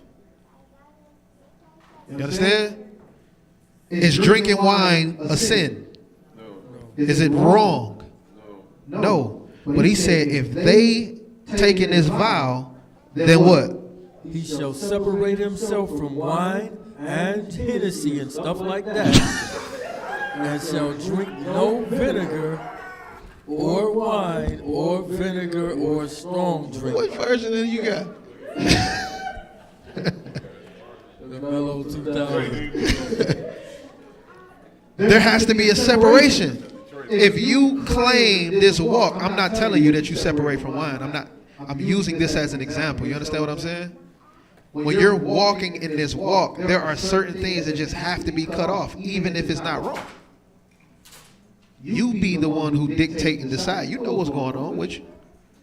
Some things just got to be cut off. In order for you to be a Nazarite, according to this, you had to not drink strong drink. You had to not drink wine. What else? He shall separate himself from wine and strong drink, and shall drink no vinegar or wine or vinegar or strong drink. Neither shall he drink any liquor of grapes, nor eat moist grapes or dry. He can't even eat no grapes, no raisins, no nothing. You don't even want grapes and raisins until you can't eat them. That's kind of weird, ain't it? When somebody tell you can't do something, now you want it more. It's kind of how life go. Read on. All the days of his separation shall he eat nothing that is made of the vine tree, from the kernel even to the husk. So when you go and separate yourself from doing the wrong things, and now you realize that you have to live at a certain standard, those things that you can't do anymore, or that you're not supposed to do anymore, they become more and more enticing. They want to get at you even more. And it just seemed like every time you go around this or you go around that, it's just more and more enticing. When I went on a 40-day and 40-night fruits and vegetables, right? All raw fruits and vegetables. Everywhere I went, it was like they was eating I ain't never seen these people cook like this. But all of a sudden, y'all, there's steak and baked potatoes over here. Hey, man, we made extras today. You want some? Now you making extras. Right? Go over to mom's crib. She making the favorite meal. How today. Did you decide that you was going? So you know what I had to start to do? Not eat the potato. I had to just stay away for a minute. Because it was very enticing. And I put my word on this thing, and I made a vow to the Most High that I wouldn't do it. So I had to just stay away from it. Nah, y'all barbecue? Nah, I'm straight, bro. I ain't coming over there. I'm good. Because I don't want to be enticed to do something. And then be mad like, man, that ain't why they have to cook that. It ain't their fault. Right? But this separation, you got to separate yourself from it. He told him to separate himself from it. When Samson was doing the vow of a Nazarite, right?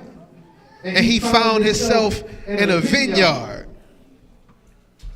Off the rip, what does a person think if I see you inside of a vineyard and you ain't supposed to be eating no grapes? That boy eating grapes. Even if he ain't eating grapes, he looking around like, golly, boy. Whew. Right? Hey, man, you got a problem with lust. All right, man, I ain't touching no woman, I promise you.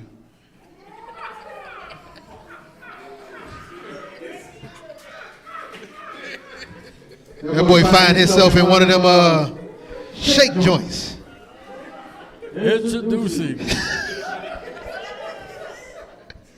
Strawberry to the stage. Can we get Strawberry to the stage? I ain't touching him. I ain't doing nothing with him. Why would you be in there?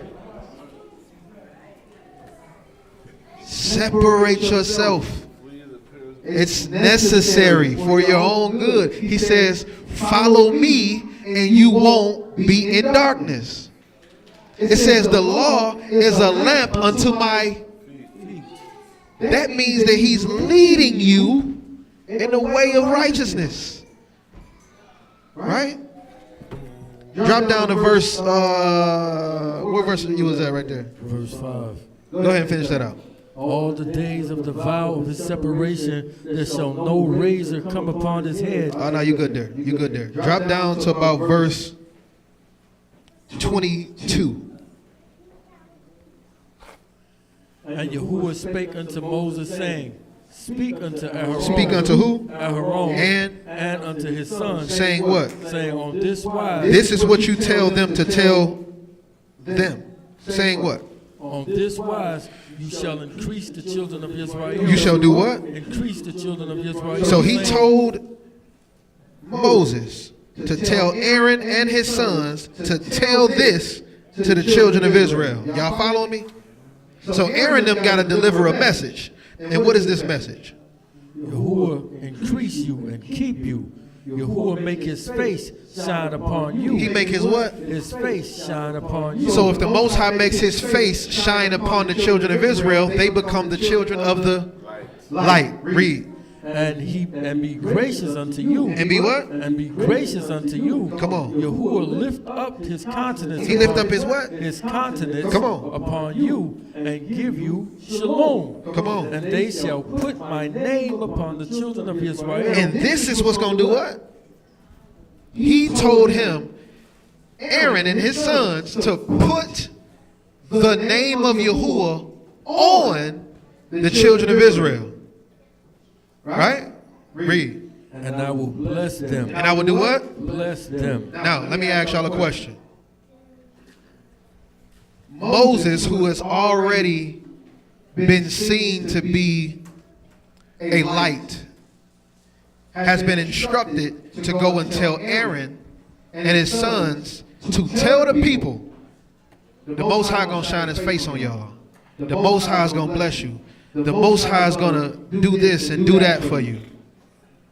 Would it be a coincidence if Mashiach were telling these people the same thing? Would it be a coincidence? If Mashiach was telling these people, hey, the Most High is going to bless you. Right? If he told them that his face was going to shine upon you. Right? If the Most High told them that, if Mashiach told these people that the Most High was going to give them a peace. Right?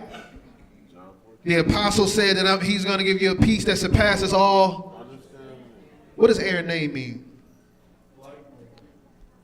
Can you pull that up real quick? I'm about to see. Aharon equals light bringer. Aaron's name means light bringer. So could we say this was kind of orchestrated from the jump? Absolutely. The point was for light to beget light. Moses showed himself to be light. Aaron's name means light bringer. Go ahead and tell the children of Israel that I'm going to shine my face on them. Light can only beget light. It's showing in the fruits, right? What happens if somebody who's not a light tries to go out and reach people that are light? He says that you're going to make them twofold the child of hell than yourself. The goal is to get the light. If you get the light, if you walk in light, you will be the light.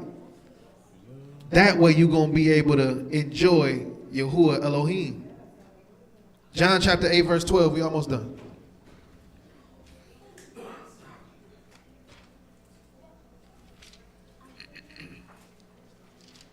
The book of John, chapter 8, verse 12. Then Yeshua spake again unto them, saying, I am the light of the world. I am the what? I am the light of the world. He that follows me shall not walk in darkness. He said, if you follow me, you won't walk in darkness. Read on. But shall have light of life. But you shall have what? The light of life. Give me Acts chapter 13, verse 47. B, give me Isaiah chapter 60 and verse 1.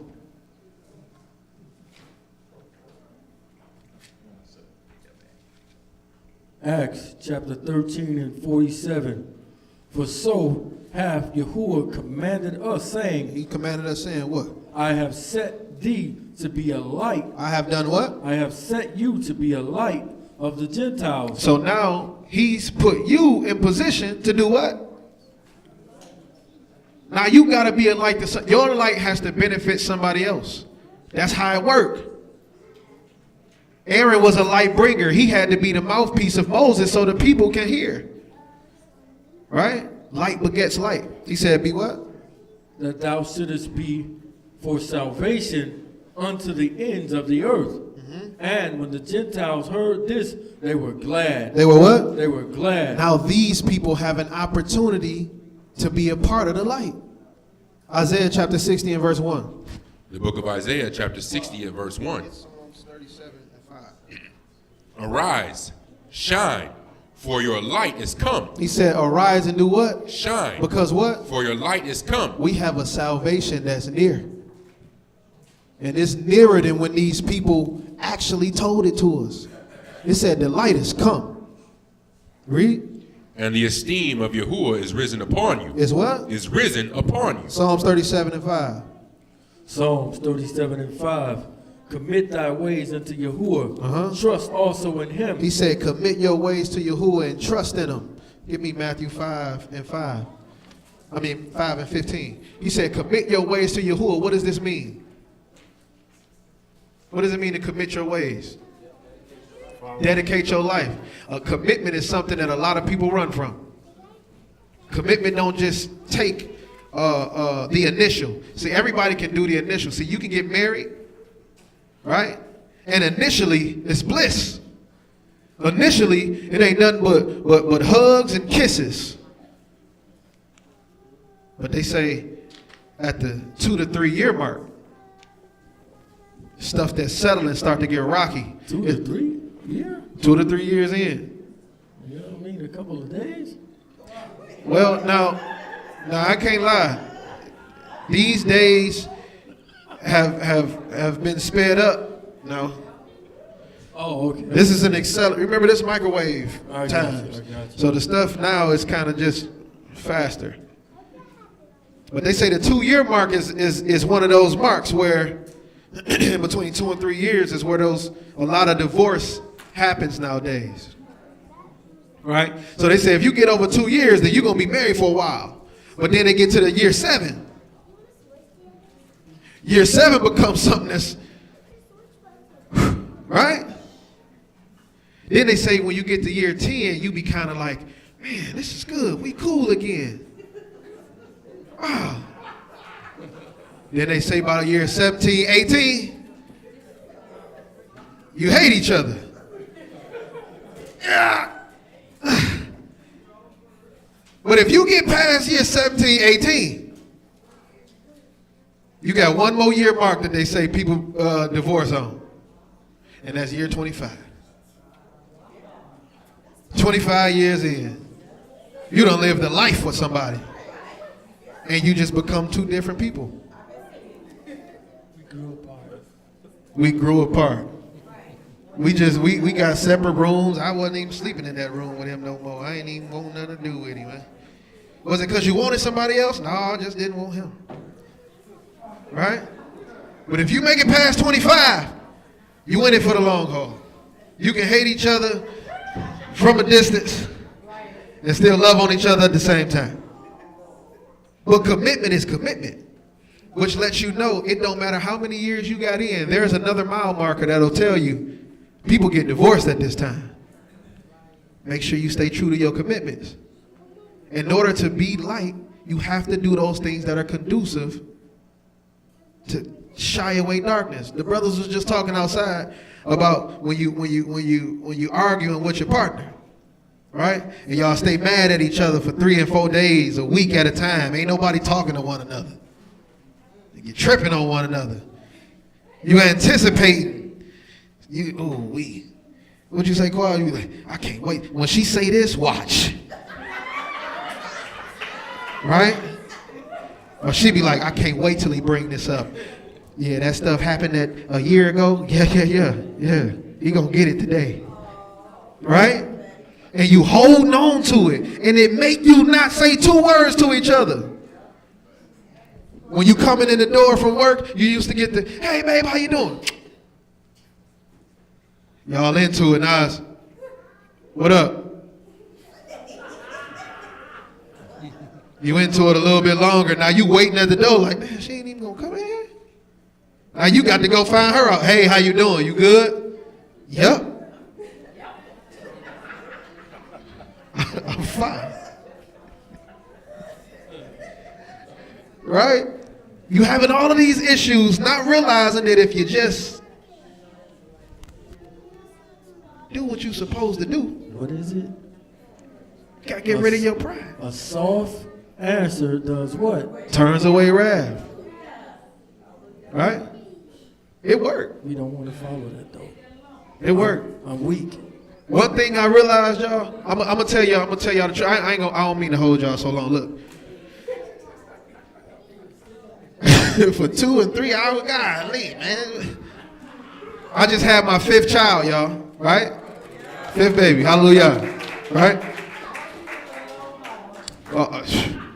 Listen, she leave me after 5 kids.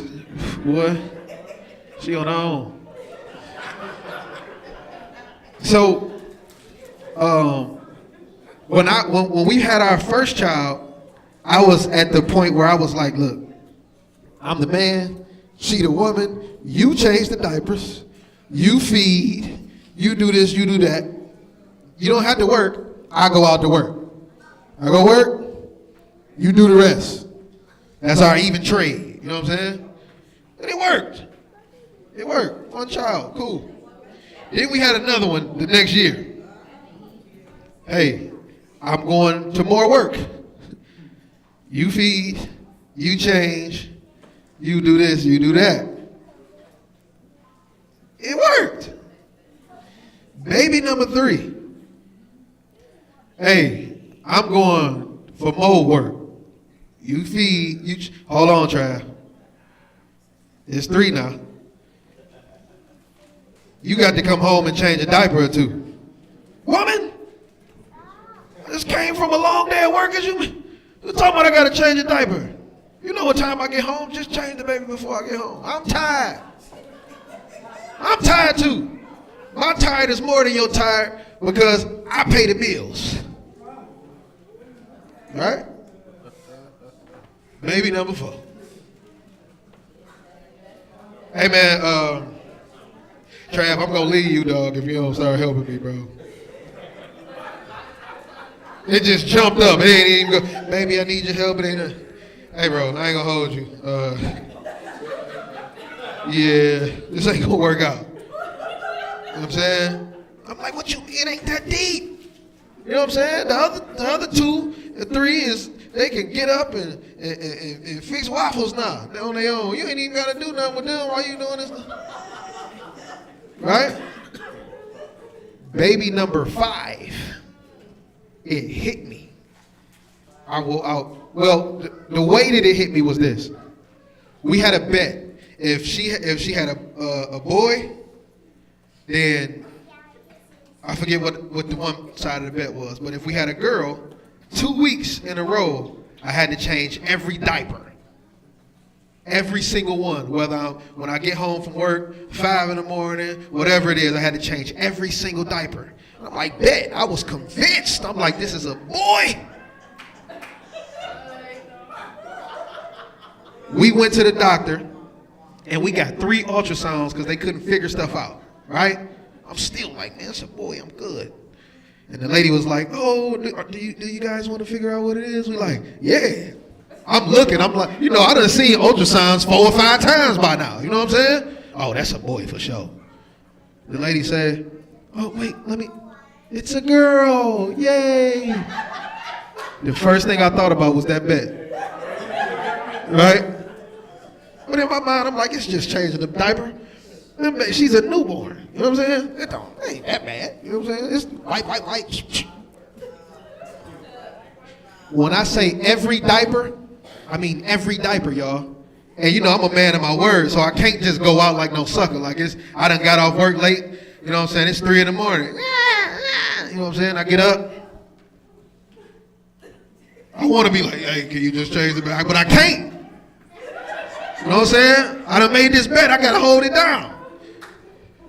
Change the baby. You know what I'm saying? But now once I change the baby want to be fed. She's dog tired, and I see it. Wow. Dang, let me get up and make this bottle. Now I'm up with the baby at 5 in the morning. I go to sleep. It feel like 2 minutes. Now I'm back up for work. And I did it every day for 2 weeks straight. And after that bet, I was like, you know what? I'm going to help you every chance I get. Because somebody doing that by themselves is crazy. And she did it. She's Superwoman. But what it also showed me, once I started to do that stuff for her and it freed her up, she started doing stuff for me that I had been asking for. You know what I'm saying? I'm like, oh, snap. Hey, I'm changing the baby. You know what I'm saying? But it's a system, right? That's commitment. It's a system. So when this man is saying commit your ways to Yahuwah, we don't think about all of the stuff that Yahuwah go through and the stuff that he deal with. All of the people that turn their back on him. All of the people that got to die and he don't want them to die because they won't stop doing wrong. For you to add something to it, it go deeper than that. To the point where he sent his son and said, hey, go on down there and do that for them. His only begotten son. That's why you got to commit your ways. He sent his son down to lose his life so you wouldn't have to lose yours. Right? This is something. This is what the light brings. This is why you got to commit your ways to him. Read that again. Psalms 37:5. This is why you got to commit your commitment. Ain't no joke. Commitment is something that's supposed to last. And when you're not committed to the other person, it's easier to be selfish.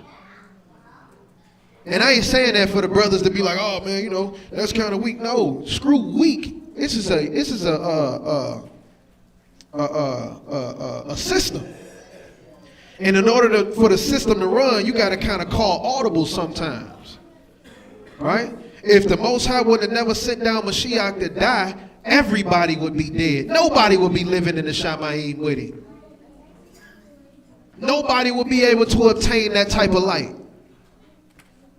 You know what I'm saying? For all my super hard brothers that, you know what I'm saying, you know, masculinity and bro, it's masculine to take control of a situation that you see that's failing. That system that I had in place was failing. It took masculinity for me to say, you know what?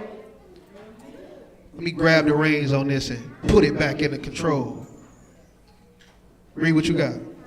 Psalms 37:5. Commit thy way unto Yahuwah. And do what? Trust also in him, And he shall bring it to pass. And he shall bring forth thy righteousness as the what? As the light. You be trying to figure out, man, why I can't stop sinning. It's because you ain't committed yourself yet. He said, I'm going to bring forth your righteousness as the what? As the light. I'm going to bring it to you. All I need to see is for you to make the commitment. Read. And thy judgment as the noonday. As the what? As the noonday. Duality and judgment. See, judgment ain't always looked at as a bad thing, because judgment can also bring you comfort, peace. Everybody gonna get judged. But your actions, what you commit to, is gonna dictate your judgment. Right? Matthew 5:15. I'm gonna get y'all up out of here. The book of Matthew, chapter 5 and verse 15. Neither do men light a candle and put it under a bushel, but on a candlestick, and it gives light unto all that are in the house. He said it do what? Gives light unto all that are in the house. It gives light to who? To all that are in the house. If you are a piece of light and you inside of a house, the only thing that can be done is everybody else inside the house benefit from the light. But if you have different parts of you that have holes of darkness, your light ain't gonna mean nothing. Do you understand what I'm saying? If we actually believe the scriptures, what he's saying is, if you all the way right, everybody that's around you gonna have to be right. And if they ain't right, there's gonna have to be a division or a separation. But you gotta make sure that you right though. Right? 1 John 1:7. 1 John 1:7.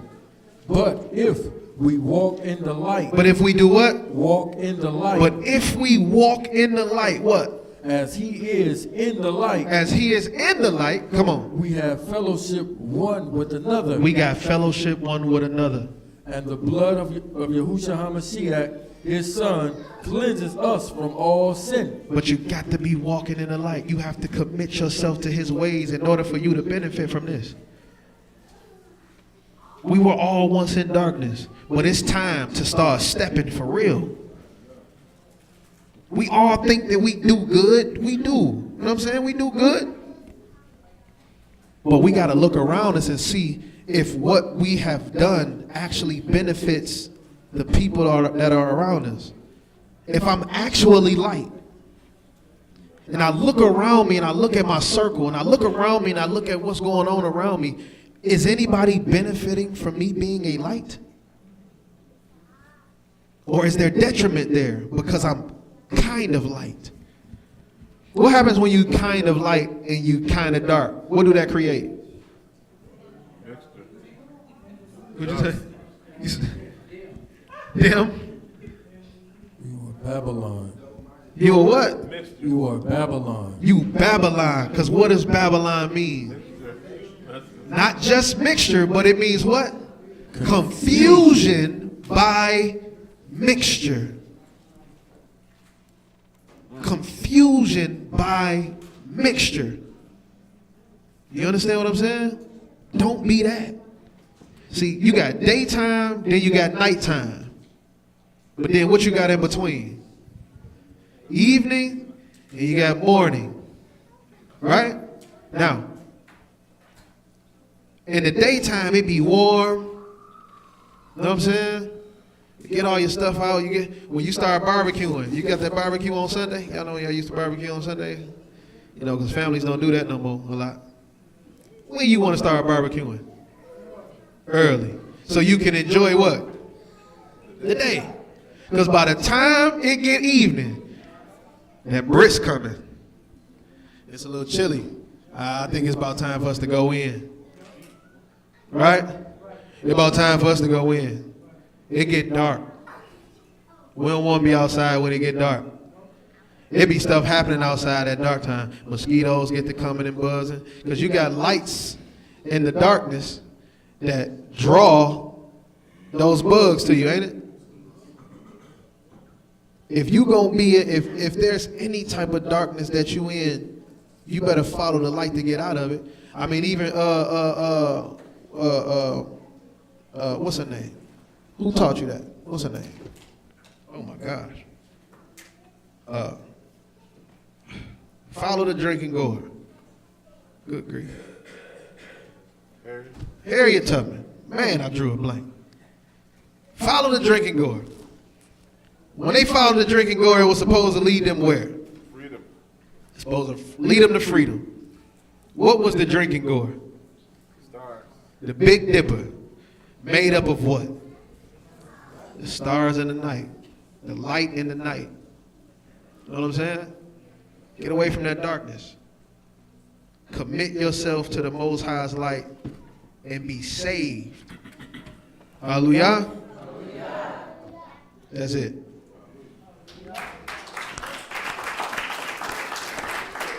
You love it, you hate it. Teach part 2, the light returns again next week. All right, now, hold on. What day did Mashiach raise from the dead?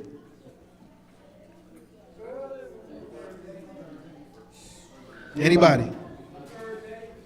The third day? What day of the week was that?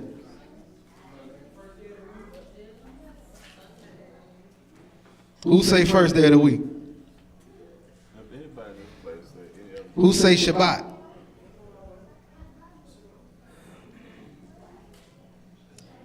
The Most High told us in Genesis 1:1, after he created the heavens and the earth, he said, let there be, on what day? On the first day. Mashiach was raised from the dead on what day? He told you that he was the what? So what did the Most High just do again? He recreated what happened in Genesis 1. He said, let there be what? And there was, Mashiach came up on the first day of the week. Go ahead. And he said that the Sabbath was the day of rest. So for anybody that has any type of confusion on whether he rose on the Sabbath, we got to understand that his word doesn't return unto him what? So he would not make this man rise on the day of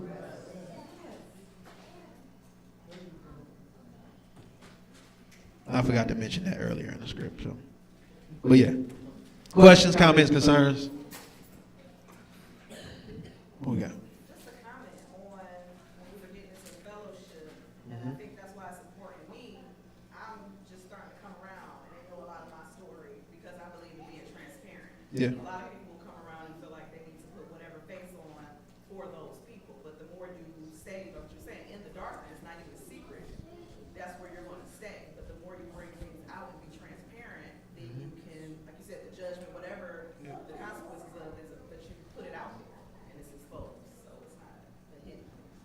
That's what people got to realize because Absolutely. everybody, you're going to be judged, but they got their own stuff to carry and you got your thing to carry. So you need to be transparent. Absolutely. In the world, be real. Be real. Everybody say be real, and ain't nobody real. Everybody be like, man, I'm standing on business. That's only because you got your foot on a briefcase. Right? The point, like what the sister is saying is, it don't matter who you fake to. At the end of the day, it's going to show. It's always going to show. Just give it some time. Give it some time. It's better to be honest with who you are now than to have to wait. Because when it actually come out, when your true colors actually show, it's going to be when you definitely don't want it to be. In a way that you don't want it to be. Because the Most High said, everything that is done in the dark is going to what? It's going to be revealed. With every secret thing. So just do right. Be transparent. Be the person who you are. Don't be the person that's manufactured. You know what I'm saying? A lot of men go through that. When you're dealing with hurt and trauma and pain, you turn into something that you're not in order to survive. But that same something that you turned into ends up being a detriment to your children. It ends up being a detriment to your wife. It ends up being a detriment to your walk. You be real with who you are now, so you can positively benefit those that are around you. If you be honest, you can guide others to being honest. But if they look behind that curtain and see you over there eating pig feet, and you come out here every week talking about no pork on my fork, you gonna hurt somebody. You gonna hurt somebody's feelings. Because they trust in you. They trust in your word. They trust in you to be who you supposed to be. You gonna hurt somebody. Right? Like Quab always say, man, don't watch me, watch Yah. Right? Pay attention to what the righteousness is in the text. That is a true statement.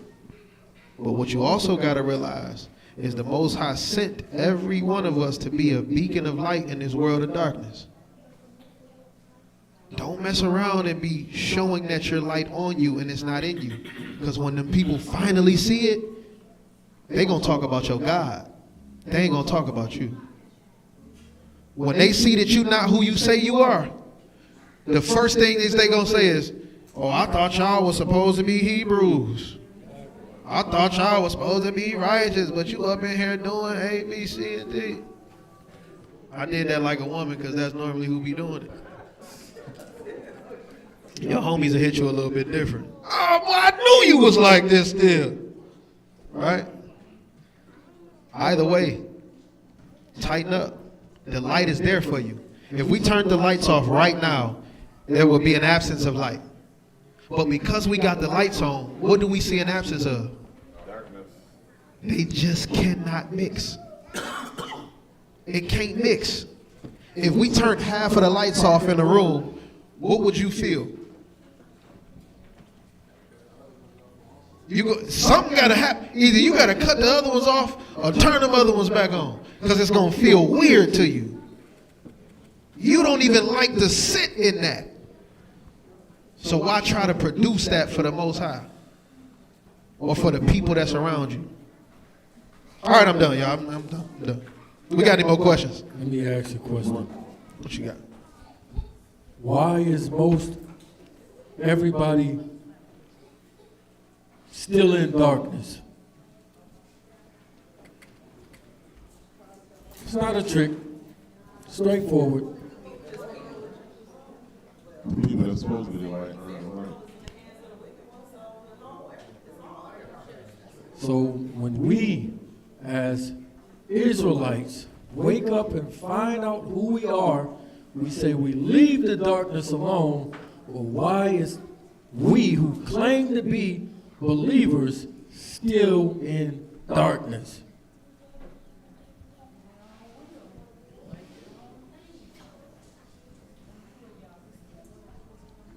That's a real straightforward question. Give me John 3:19.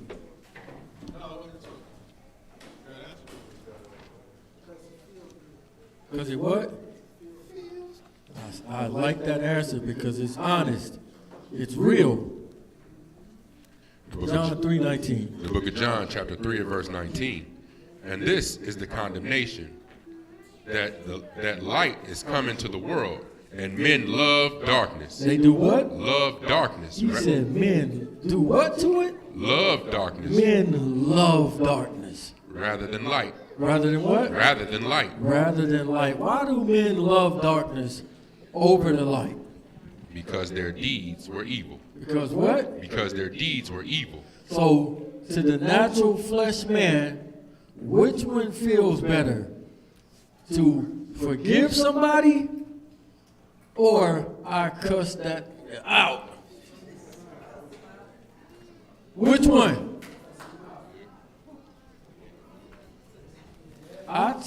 We talking about in general, in most cases. Which one is it? When you are really in the darkness, that does feel better. But when you literally start coming out of that darkness, it's a totally different feeling. When you can get that stuff off of you and confess and beg a person's heart, it feels so much better. Absolutely. Just talking about once you make that real change, you are so much lighter. Absolutely. But you gotta grow to this point. When Mashiach, every time this thing come up, when Mashiach say, bless them that curse you, do good to them that despitefully use you, what takes place almost every time that stuff brought up? We come Excuses. up with a scenario. But what if, why don't you just do it? This is always somebody gonna try to make up some excuse to get around it. I don't know, but he just gonna have to judge me on this one. Do you know what you saying? Do you grasp what you just said? Nope. Well, he just gonna have to get me for this one. You don't want to do that. Hebrews 10, 26, 27 says it's a terrible and fearful thing to fall into the hands of the living Elohim. So when you do that, but it feel good to do what I want to do and not follow what he's saying. Men love darkness. Hold on, wait, read the next verse. Hold on 1 second. For everyone that does evil hates the light. They do what? Everyone that does evil hates the light. Neither do they what? Neither comes to the light. Lest what? Lest his deed should be reproved. So they don't want to come to the light because now somebody got to correct you on the mess you've been on. Absolutely. So you have most people trying to do the double dutch, trying to dance between the light and the darkness. There's a congregation for that person. What's that congregation, y'all? Laodicea. Which one is it? Laodicea. Laodicea. Lukewarm. It's the lukewarm people. You're trying to play both sides of the fence. Well, I am light, but your works is darkness. You're still, like he's talking about, you have a relationship with the darkness, and you think that I'm different from everybody else. I can do it. I can maintain my righteousness and still hang out with these type of people. No. This is what it's trying to tell you. You can't do it. Eventually, because again, you take the clean steak and you take the pork chop. When they interact with each other, the steak does not make the pork chop clean. The pork chop makes the steak unclean. They don't go. But we try to tightrope the thing and then play the game like y'all don't know. If we know as men, you know y'all know. But go ahead, Art. I was just thinking, like, sometimes I know I got to the point where I gave up a few times, and it was like, because I felt like, you know, I ain't trying to, maybe I should talk to y'all personally.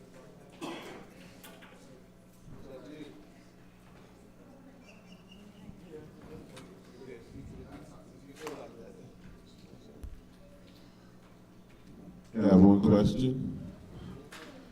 What does Deuteronomy 21, 13 through 14 mean?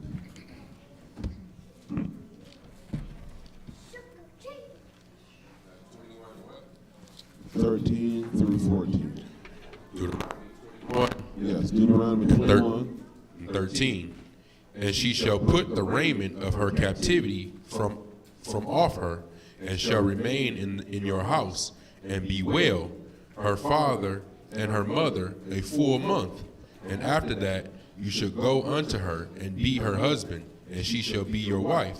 And it shall be, if you have no delight in her, then you shall let her go where she will, but you shall not sell her at all for money. You shall not make merchandise of her, because you have humbled her. Read verse 12. Verse 12. Start at verse 10. Verse 10.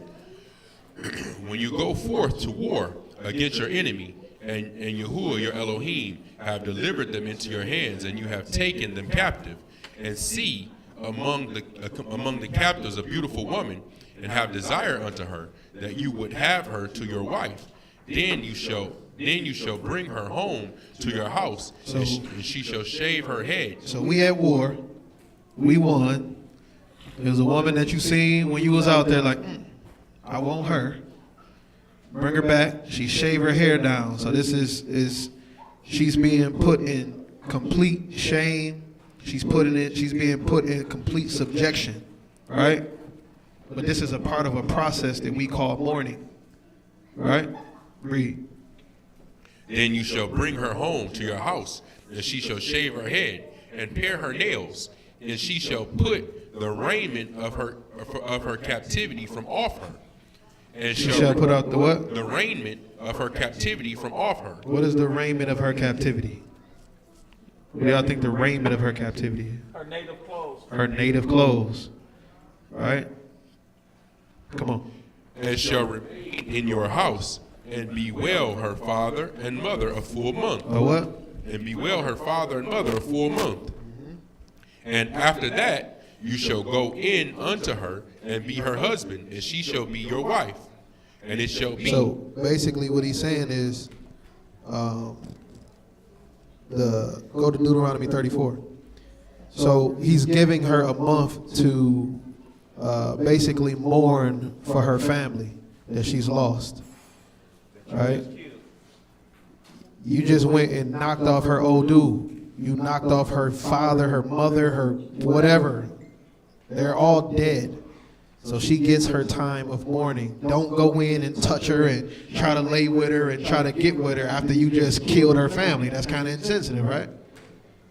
So before you even make a move on her, give her 30 days. Deuteronomy chapter 34 and verse 5. Deuteronomy 34 and 5. And this is just to go along with the 30-day thing. Let me see. Yeah. So Moses, the servant of Yahuwah, died there in the land of Moab, according to the word of Yahuwah. And he buried him in a valley in the land of Moab, over against Bet Peor. But no man knows of his sepulchre until this day. And Moses was 120 years old when he died. His eyes was not dim, nor his natural face abated. And the children of Israel wept for Moses in the plains of Moab 30 days. How long? For 30 days. 30 days is also a full month, right? Go ahead. So the days of weeping and mourning for Moses were ended. So it's just showing you that mourning time, that weeping time, that was like a set time, was a month. You know what I'm saying? So hey, let her bewail her father and her mother, everything that happened to her for the 30 days. And if afterwards you like her and you still want to be with her, then go ahead. But if you don't like her after that, let her go free so she can go wherever she want to go. But you can't sell her. She has to be able to go out free. Again, the Most High ain't no tyrant. Like she don't want to be around y'all. Cool, let her go wherever she wants to go. That's what I'm saying. Like you can't sell her for money after that. Let her go out free.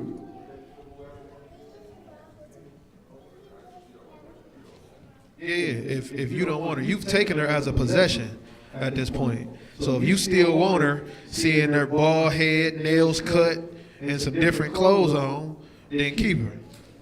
If you don't want her after that in that 30 days, then let her go to wherever she will.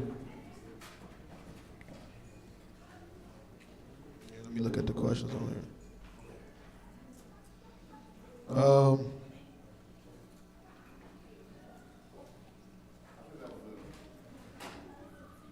Where does it say that Adam was with Eve in Genesis 3? You did? Okay. Yep, verse 6. Verse 6, it says that she gave to her husband that was with her. That's it. Hallelujah. We ain't got no more questions inside of here? We gonna pray. We gonna pray. We gonna pray. We gonna pray. Pray. Just one announcement. Oh. Remember that Feast of Weeks, Pentecost is May 25th. Yeah. May 25th. The new moon is on Shabbat, so we'll be here. May 25th is the Feast of Weeks. May 25th is the Feast of Weeks. If you ain't took the day off, take the day off. Yeah. We gonna pray. We gonna pray. You said what day is that on? Thursday. What? Thursday. Oh, May 25th. Yep. We gonna pray. We gonna pray. We gonna pray. We gonna pray. Pray out. Pray out. We gonna pray. We gonna pray. We gonna pray. We gonna pray. Pray out.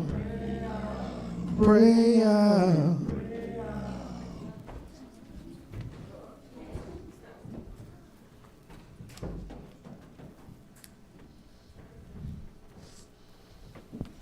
All minds clear. Our Lord, Father, we thank you for the word that we received today, Father. We thank you for your light, Father. We thank you just for giving us the light and opportunity to walk in the light, Father. Father, we ask that you continue to be with us throughout the week. We ask you, Father, to continue to touch those who are with us, Father, who are not with us as well, Father, those who are grieving, those who are going through financially, spiritually, mentally, physically, Father. We trust you and know that you're able to make it right, Father. We ask that you keep us safe throughout the week, Father. Keep our children safe, our family safe, Father. We pray for every mother, every elder, every brother, every sister, every family today, Father. We ask you to cover us, Father. Keep us in your protection, Father. Father, we ask you to allow us to come back safely at the appointed time. Father, we pray that and ask that you allow us to continue the fellowship today. As your Shabbat comes to end, Father, that you make the food that we're about to receive nourishment for our body, Father. Bless those who prepared it, Father. Ask us to walk in unity and in love, Father, that you command us to do. All the things we give thanks and praise in the name of Yahushua HaMashiach. So be it.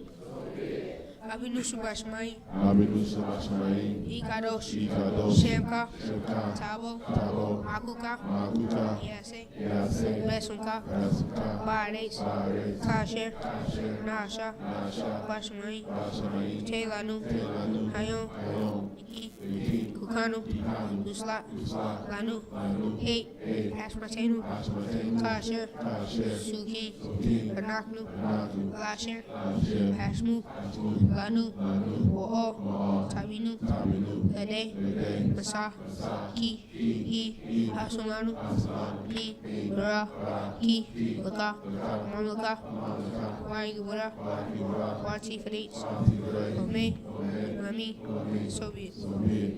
Hallelujah.